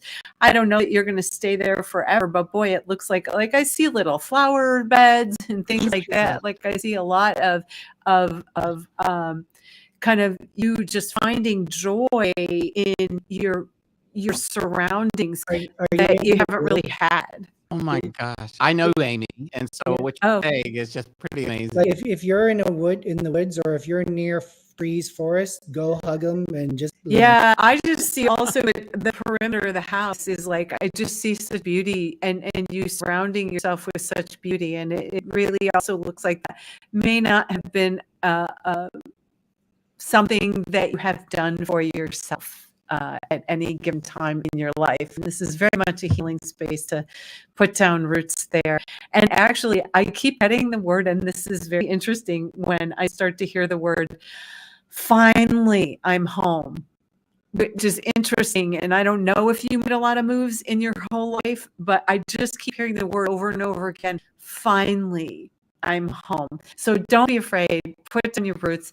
You can always pull them up again and move if you choose to. But for now, this is really a good space for you to heal. And there's something with a male somewhere that you are actually kind of letting go of a bunch of energy from, I don't know if it's an old relationship or what the situation is, but wherever you are, there is really a space of finally, and I see pretty little flowers like around. So that's how I'm going to answer that. All right, here we go. Karen F. I've had several dreams lately that involve my husband that passed away several years ago. Is there a message in that? I see a communication, not even a message. Yeah. You need to look at sorry, can I go with this one? Immediately when I looked at the question even and sort of tuned in, I got the impression that he was like a list maker or something, like everything kind of had to be in order, but he's like sort of telling you what to do a little bit. So I don't know if it's so much a message, but there's some things that weren't taken care of when he passed. And it seems like he's kind of directing you to pick things up again. There's some things that were either missed or glazed over or something. So I don't know if you have to look at it, if you have a trust or you have some kind of legal stuff that was glazed over, but I would absolutely look into that. It's not so much, let's say, the message that he's coming to, but what is he saying when he's there? And pay attention to your dreams and write them down the minute you get up, because you're going to find the message. You're going to find what he's got to say in that space. It won't be through dreams. He's going to do point and look. So he's going to, the communication won't be dream. Dream is Right. The connector. But Yeah. you're going to be like walking down the street and you see a building and you're like, oh my God, I should be doing this. And that's because he planted seeds. Right. He's directing it, but definitely write down whatever you remember about the dreams, little details, because there's something in that as well. So that's what I'm going to say about that. Ron D. Bryson, my boss is being investigated for bullying and harassment. And I'm on. Huh? I said, oh, how fun. Oh, and I'm on paid leave until this is resolved. Can you give me any insight or guidance or to the outcome? Thank you.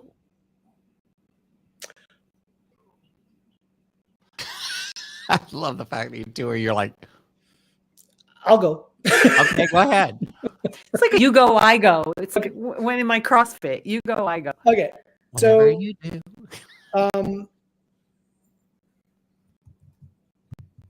Because there's a lot of lying and deceit and a lot of mishmash information, depending on who you ask or the investigating people are asking, it's not going to necessarily be resolved quickly. I am encouraged to have you just stay mum as possible, zip, and let it ride its course. Now, I do feel like that your boss will be more than just have a slap on the wrist with this. I feel like that your boss will be leaving and not gracefully. But at the same time, Rondi, when it's available for you, I would look for another job as well. Okay. I'm going to just kind of add here is, Rondi, you need to do some healing. There is a big kind of almost a blanket over you is what I'm seeing, kind of how I see it. That doesn't mean there's a blanket over you, but I'm seeing it as kind of a blanket of energy on you. And I'm actually seeing a real sadness in your heart. So you need to do some healing.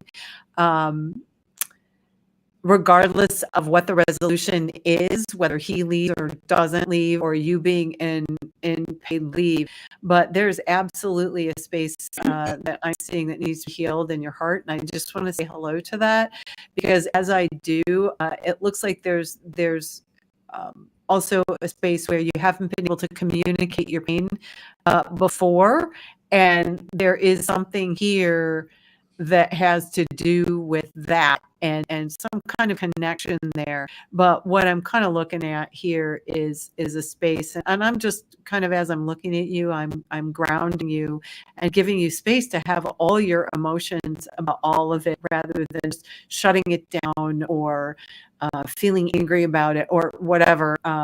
But I agree with Lewis.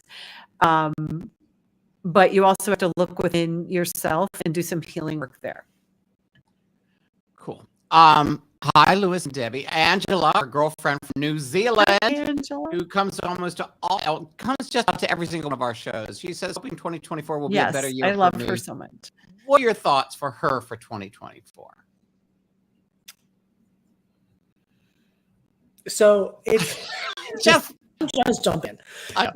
So it's kind of like a big zipper from the top of your head going all the way down, and you're taking off that layer. And you're going to feel alive. You're going to feel the earth. It's almost like you feel the heartbeat of yourself Mhm. and you're connecting like huge within. So whatever you have been doing, regardless of what you've been going through, you have learned your lesson. And so the reward is these new, like, little tiny hairs all over your body, but they're all receptacles of picking up energy and capturing it. And that's what you're going to feel like by Mayish of this year. She's been doing my meditations every week. Really? So that's what I'm going to validate that, because what you're reading is actually somewhat a little bit of the result of clearing energy. And the one thing that I am going to absolutely add to that, Angela, is no, you're not too old. Even as Lewis was reading, I kept seeing these pictures that you were kind of releasing. Oh, I'm just too old for this or that or the other Never thing. too old, You girl. are not Michael. too old for anything, and it looks like there's some things that you want to do that kind of in your mind you're like, oh, I'm too old to do that, I can't do this or I can't do that. And I just want to say hello to that, because it was so great that even as Lewis was reading, I was seeing these pictures. I'm too old. No, you're not too old. You're all good. You're great, and you can do it, and you don't have to be. There's actually almost a picture that I'm watching you release right now about, well, my mother ... fill in the blank. Mhm. And you don't have to follow that same path. So love you so much, and thank you always for coming. And by the way, thank you, Lewis, for validating all the work she's doing every single week, and probably on other days as well. So. And take it from me, Angela, part of the theme of my new show I'm writing is about you're never too old. You're never too old to change, rebuild, reinvent, and start something new in this life. I've done it 20 times already. Yeah. And no, I'm just saying, it's one of those things that when someone says they're too old, I'm the first to go, no, you're not. You're never too old. Right. Yeah, never too Missy. Right, exactly. And so if anybody else wants to join me, I actually go live at 5:30 p.m. Central Time every Friday. Oh, okay. No, I'm on every single Friday on my channel. Michael sometimes pops on. Lewis sometimes pops on. We have a good old time, but we do a TGIF for the curious and enlightened. And at the end of every single like the last 15 minutes or 20 minutes, something like that, we do meditation and clear the energy of the week, so we have clarity for the weekend. We don't have to carry the burden of the week through. So that's my plug. So visit my YouTube channel and come join us. And by the way, Amy Woolley says thank you very much, because you're welcome. You could not have been any more precise. And I'm just sitting back listening to you talk about Amy, because I know her home. I know how it's like. You're so right on, Debbie, reading for Amy, and I love it. I could just tell. I'm sure she'll validate that. Okay, here we go. Awesome. Trish Trotton. Hey, Trish. Any messages from my parents, Annie and Patrick, from the other side?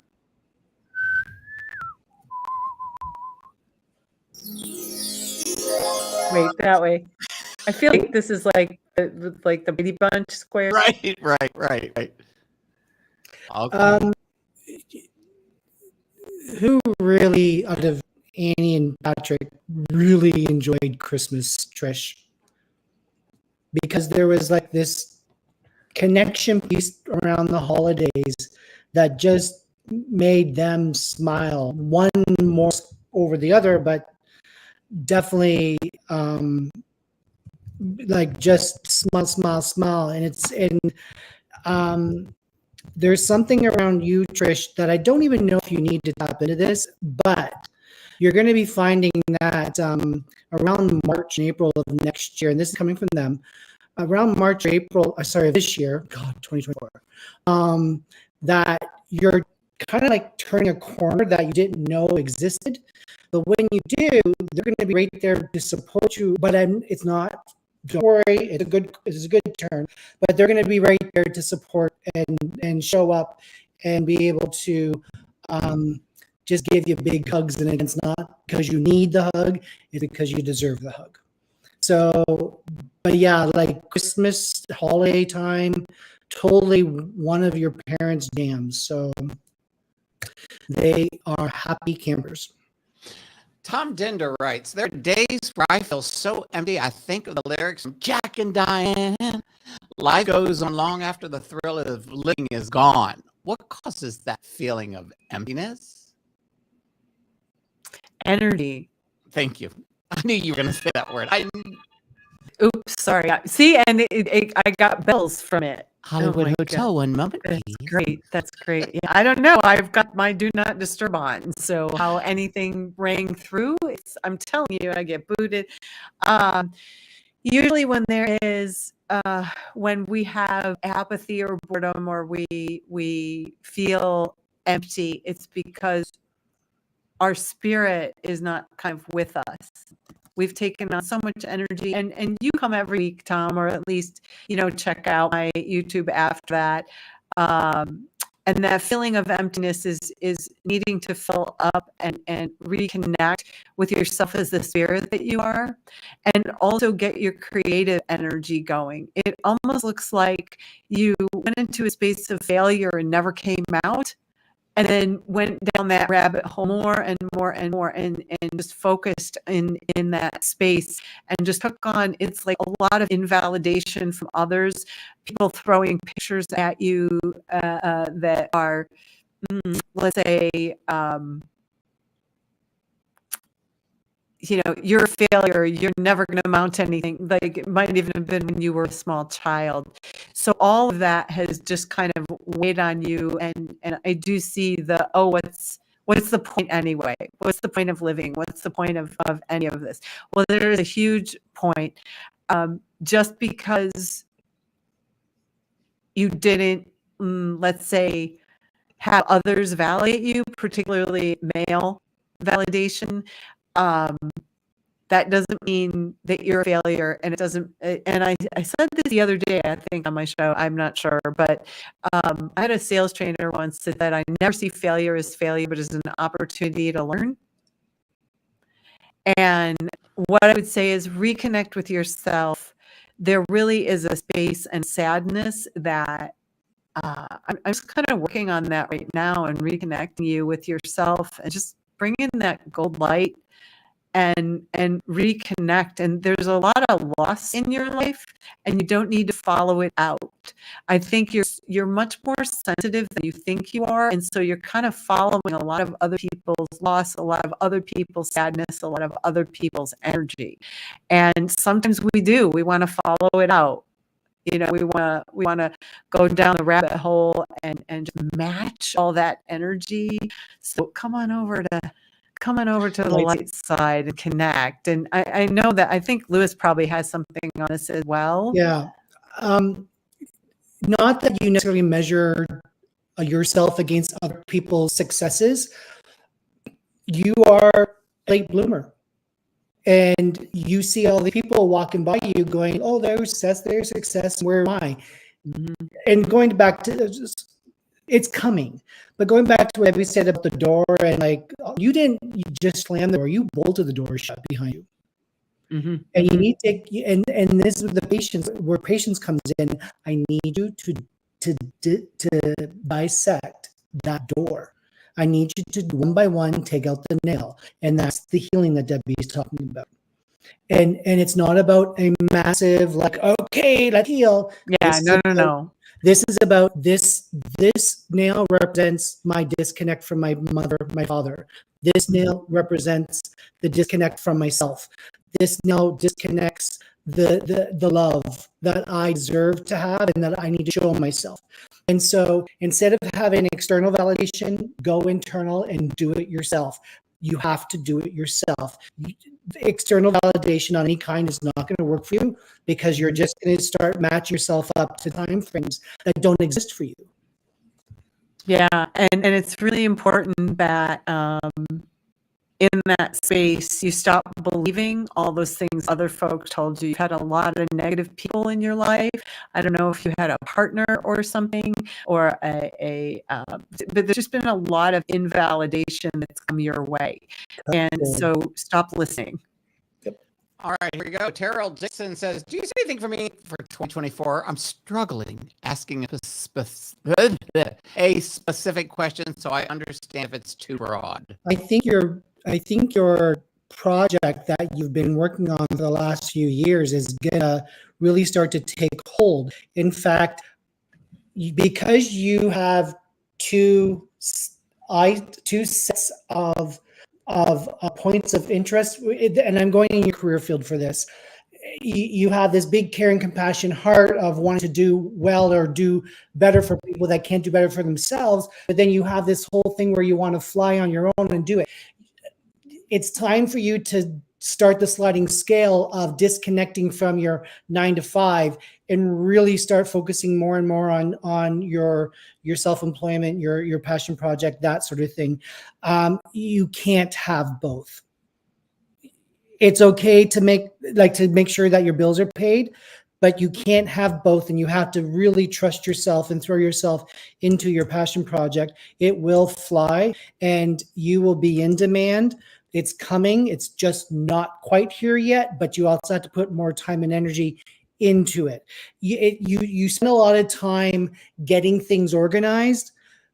I want you to use that time now and just create. It's like, I don't know, is it Einstein that had the messiest desk, but yet he knew exactly where every piece of paper was? You don't, Michael too. You don't, as long as you know the flow, you don't have to present yourself in a specific way of organized or whatever. Let your chaos flag fly, girl. And I'm also going to add, you've got to clear the fear. Yeah. I've seen like the memes that say, fear of flying or whatever. There's a little bit of a fear of success on your own and what you will do with that. And so just say hello to that in your space and just notice that fear and just try to see, where did that come from? Was that something somebody made you afraid when you were little? And about taking a step like that and kind of moving out of the normal lane. And so it's time to just look at where that came from and you'll be able to release it and just, whew, I see like a giant opening. So, the Media Hound PR wrote, I have a few projects going. One is a children's book. Got vibes on any of them? Thanks. Enjoying the show. Are you going to be illustrating yourself, Media Hound, or are you going to have someone else illustrate? Well, because the reason why I'm asking is because if you're able to do the illustrations yourself, that's fine. But if that's not your forte, go get the help, because it's going to give your book more bang for your buck. I don't know. I feel like your writing is strong, but I'm not sure if your communication in the sense of this is what I want is clear to others. It might be clear to yourself, but it might get a little bit muddled when you're having to ask someone for help.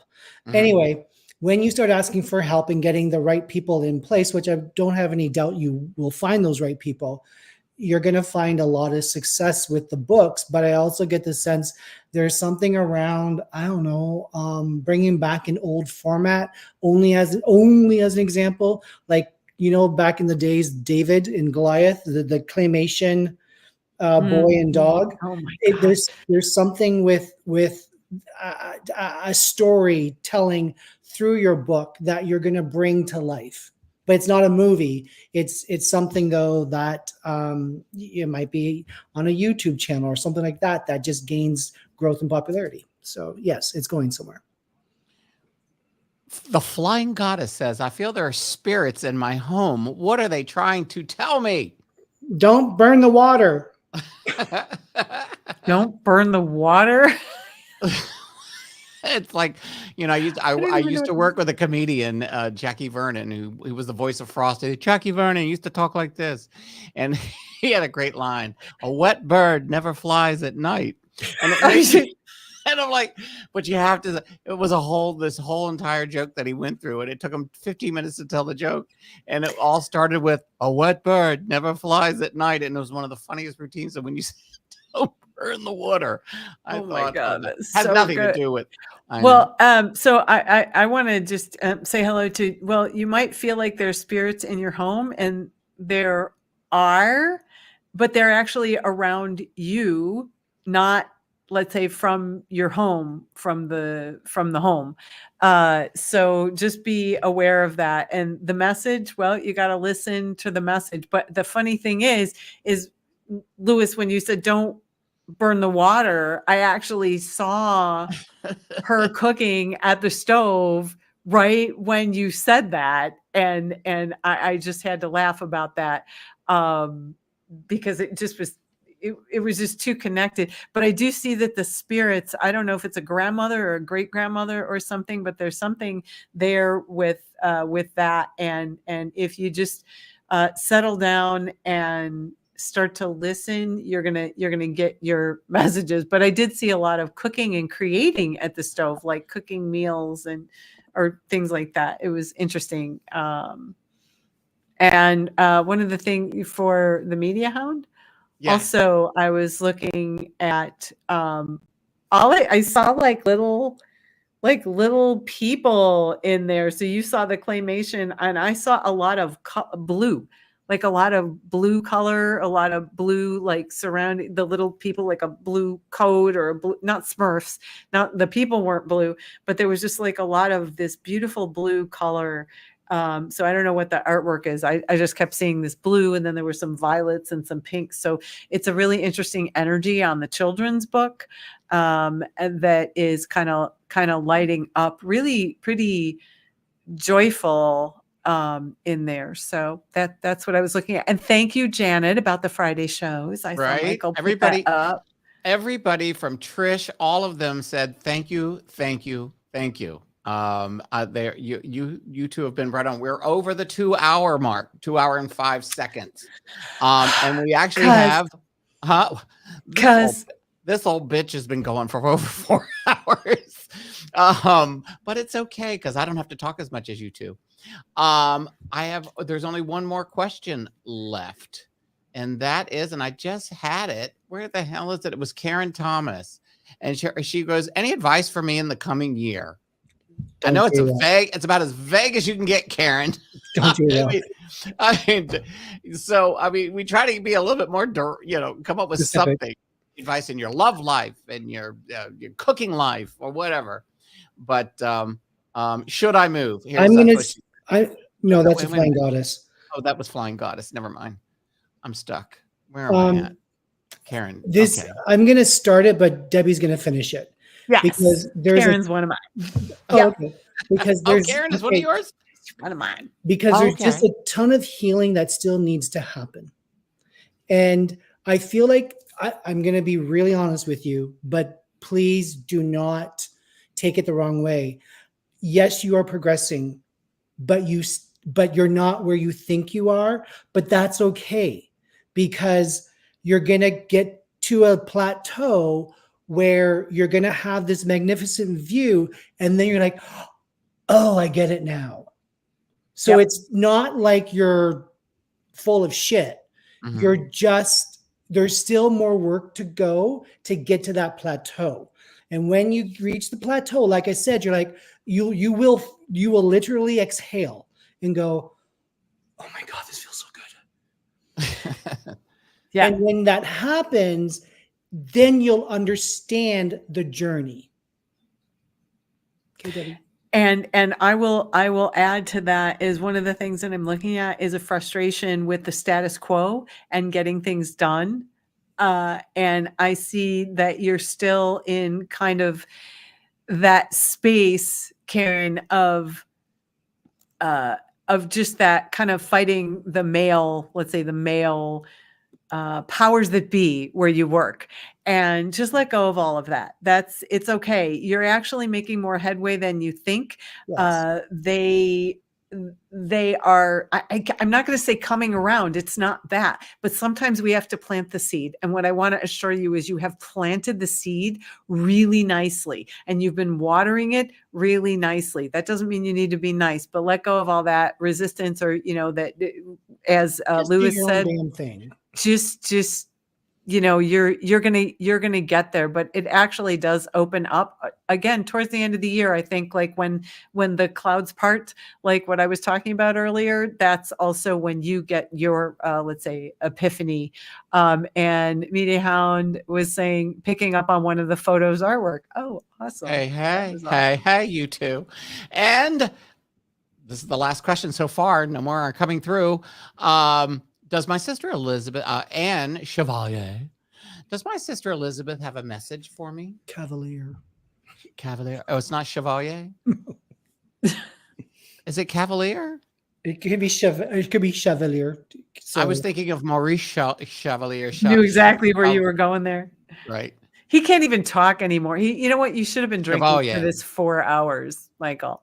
I know. I'm tired and I have to pee so bad. You have no idea. Well, So go ahead. We're fine. I will. You You're fine. I'll be right back fine. then. Go pee. Take over. Lewis, Lisa wants you to say a prayer. You can't leave. Just check on my dog too. Yes, do please. You guys can follow the comments. I'll be right back. We can do that. God, I'm old. My bones are. Oh, what can we do now? He's gone. Right? He's gone. What should we do? What should we do? Go with Anne. Go with Anne. Where's Anne? Does my sister Elizabeth have a message for me? It's very interesting. She is there with you, and the only thing I saw that the message was I'm here with you. You're doing great. It's like solidarity. Like it's like she has your she's got you. She is your support, and she's with you. And what I see is like a big question about like you're uncertain when you make decisions and things like that. Because the first thing that I heard and what I heard her say was, "No, I got you, and you've got this." Like she's like your cheerleader. So I'm not going to leave you with that. And it's not, a lot of times the messages that Spirit has for us are so simple and so straightforward, and they're exactly what we need. So Anne, you have so much support from your sister Elizabeth, but I want you to know that she's also there with some other loved ones. I don't know if you have a father or uncle or someone else that has passed, but you've got kind of a little group there, plus your spirit guides. And oh my God, they're standing in the background. They're like, "Hey, we're here," like waving their arms and everything. You've got a lot more help. So have your certainty in your decisions moving forward, because you're actually doing great and you don't need to doubt yourself. You've got the support. That's what I'm going to say about that. Oh, we can't move that question down though, because he's got all the control. I have the flying goddess. Should I move? Not yet, but yes. Yeah, I don't. Part of what I see in for the flying goddess about moving is about asking about the Champers, asking about the spirits there. No, because if you move, the spirits are coming with you because they're with you. They're not in the home. But honestly, in this case, yeah. So don't always think that if you have a spirit around you that they have to send you messages. Sometimes they just Sometimes they're just there. Like they want to learn from you. Yeah. Spirits, it takes a tremendous amount of energy to create a body. So sometimes spirits are with us because they want to learn from our experience. Right? They want to kind of take him out to pee. Could you take this? Okay, that's great. But could you take this comment off? And so we can, because we can't do it. Jesus, you guys are so well, there you go. Thank you. That's all, because we can follow along. Did that make sense what I just said, Lewis? Yeah. Yeah. They like some are here to learn, some are here to help us, some are here to counsel us. And so there's many, many different reasons, and there's many different kinds of spirits. So that's what I'm going to say. But I'm kind of excited that I got the artwork on Media Hound. It's kind of fun. Lewis, if it helps, my friend is Jenny Blaine from the band Warrant. Yeah. So that's again where I was coming up with the Bon Jovi stuff, because but it's a more of a melodic kind of hum, but yet it has that boom, boom, like it has that vibrato that he's just not freaking humming it. I mean, singing it. Sorry, but I'll keep working on it. It's funny. I don't see him singing it either. I honestly, it's interesting, but what what I kind of do see is that there's a space where the information that I'm seeing is that he's not singing it anymore. It's not just that he's not singing it. He's not singing it anymore. So whatever situation you were in where he was singing it is over. It's done. That moment. So that doesn't mean, in other words, it's in the past, but he's just literally not singing it anymore. Cheryl Ann, in the future, will I be moving to California or Oklahoma? Montana. I like Oklahoma for you. Yes. My sister Diane passed September 4th, 2023. We all miss her so much. My nieces, her daughter is deeply saddened. Is she with my parents and grandparents? Yes, she is sleepy though, because this seems to be her passing was, not that any other passing isn't tragic, but this passing was like overwhelmingly stressful. And so she's just kind of like in this status of just like chilling out, but she is surrounded. And it seems to me like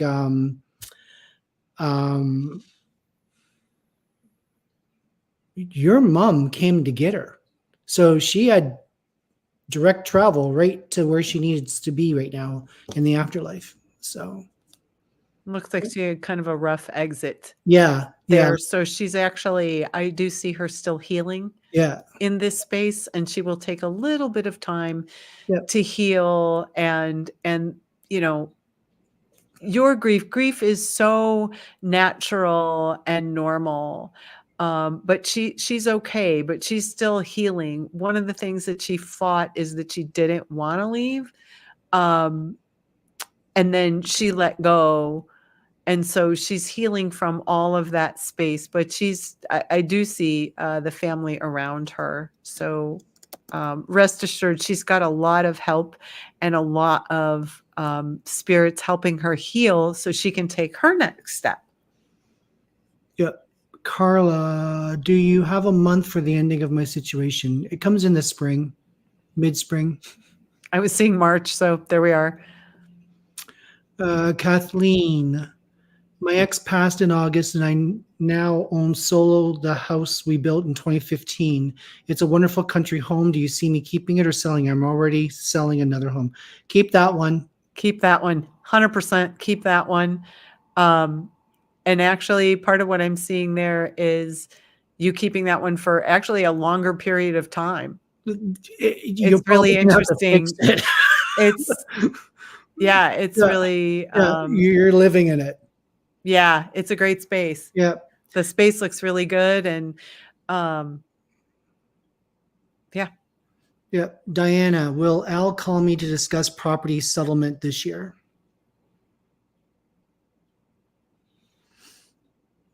Yeah. You might have to force him. His energy and attention is somewhere else. Yeah. Actually. So you might have to gently, what will we say? Massage the situation. Right. Yeah. His energy and attention. He's not very. Well, he's not very. His energy and attention is not in that space at all. It doesn't look like he actually cares to discuss anything. So Diana, you're gonna have to massage it, but I wouldn't do it right. Not passive aggressively. Yeah, no, not passive aggressive. No, it not passive aggressive at all. When I say massage, is that you need to be very aware when you approach it of where his energy and attention is, because that's going to be critical, because it looks like he just kind of goes off his thoughts and things like that, and he gets very tied up, and then it's almost like this to him is so. It looks like it's much more important to you than it is to him. So you need to let him know how important it is. He's greedy. He wants to bypass it. Yeah.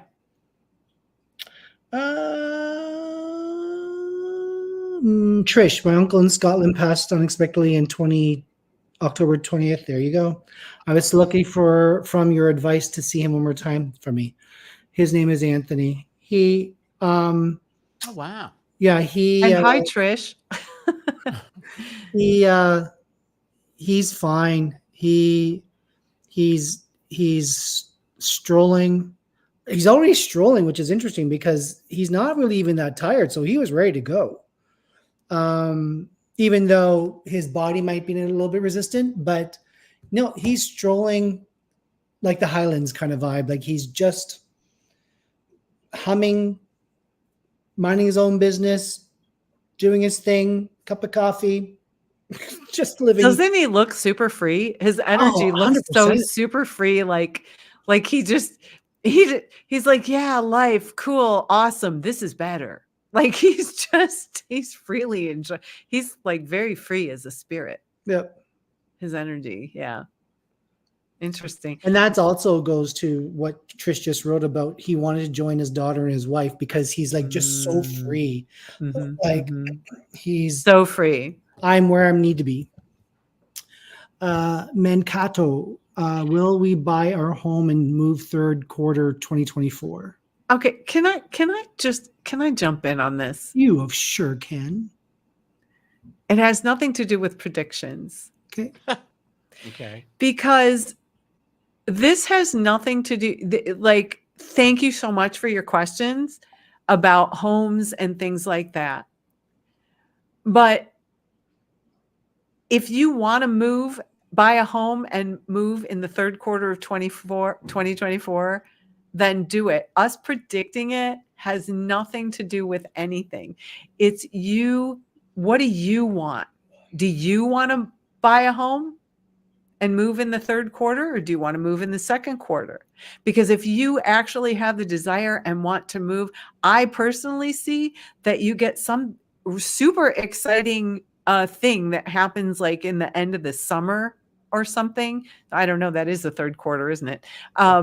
Oh, is that the second quarter? Okay, so that's the second quarter. But I see some super exciting thing that happens in your world. And what I see about the home and the move is the potentially where you are going to move shifts to someplace else. So let that kind of all unfold, but put into motion what it is that you want, because a prediction is, I don't want you to get stuck on a prediction and say, okay, now I have to do this, because you're going to shift the direction of letting things unfold in your life. Yeah.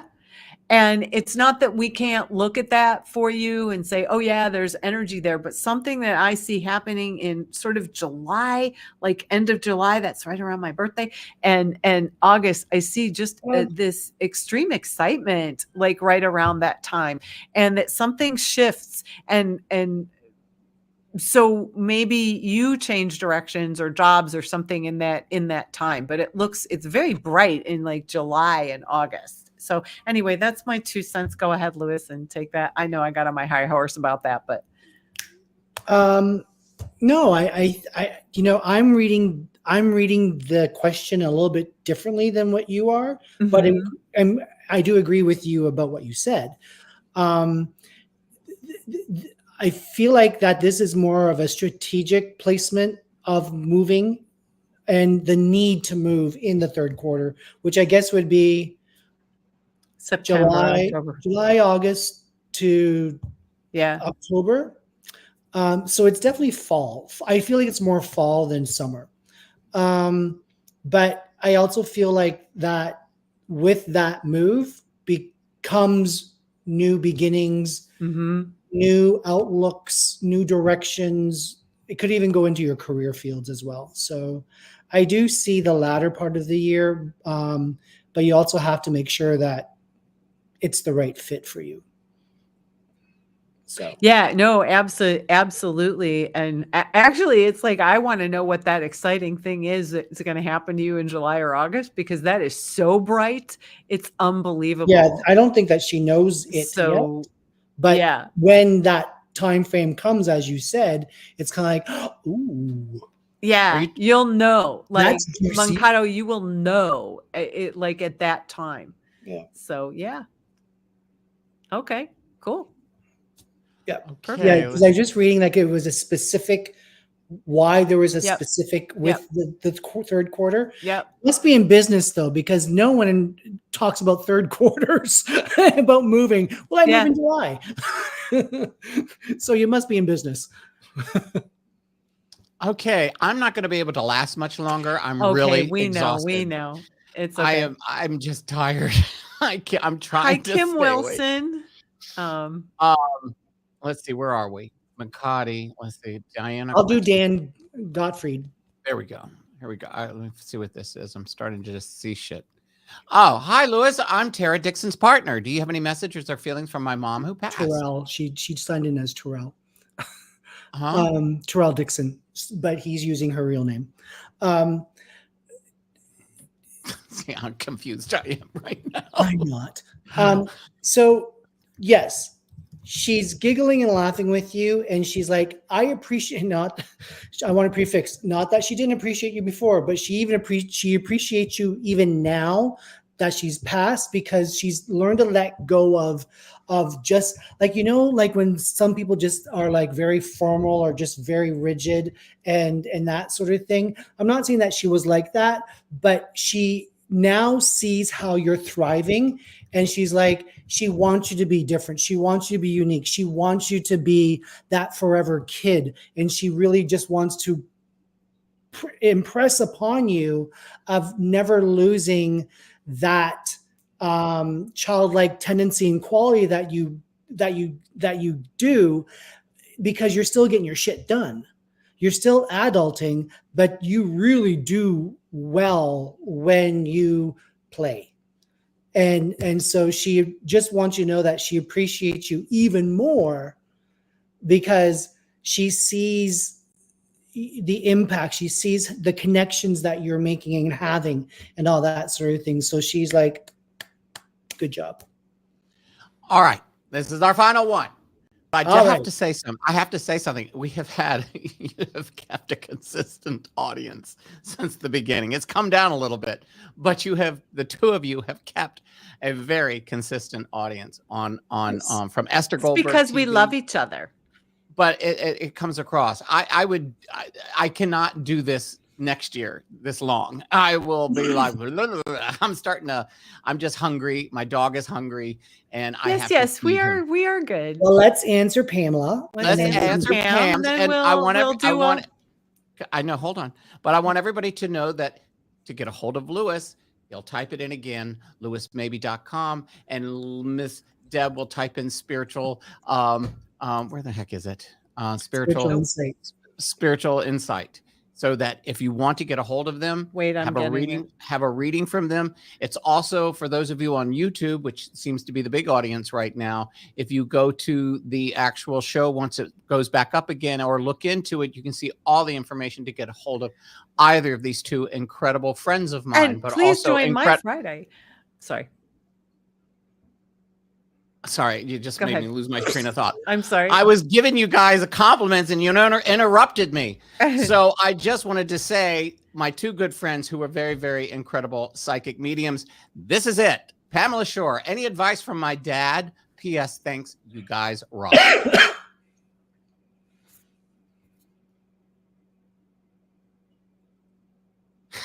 He's, I'm seeing him. It's kind of funny. And Lewis, you can take this, but it was kind of funny because just even in asking the question and tuning in with Dad, it's like I saw him kind of sit back in an easy chair and just kind of just lean back in his space.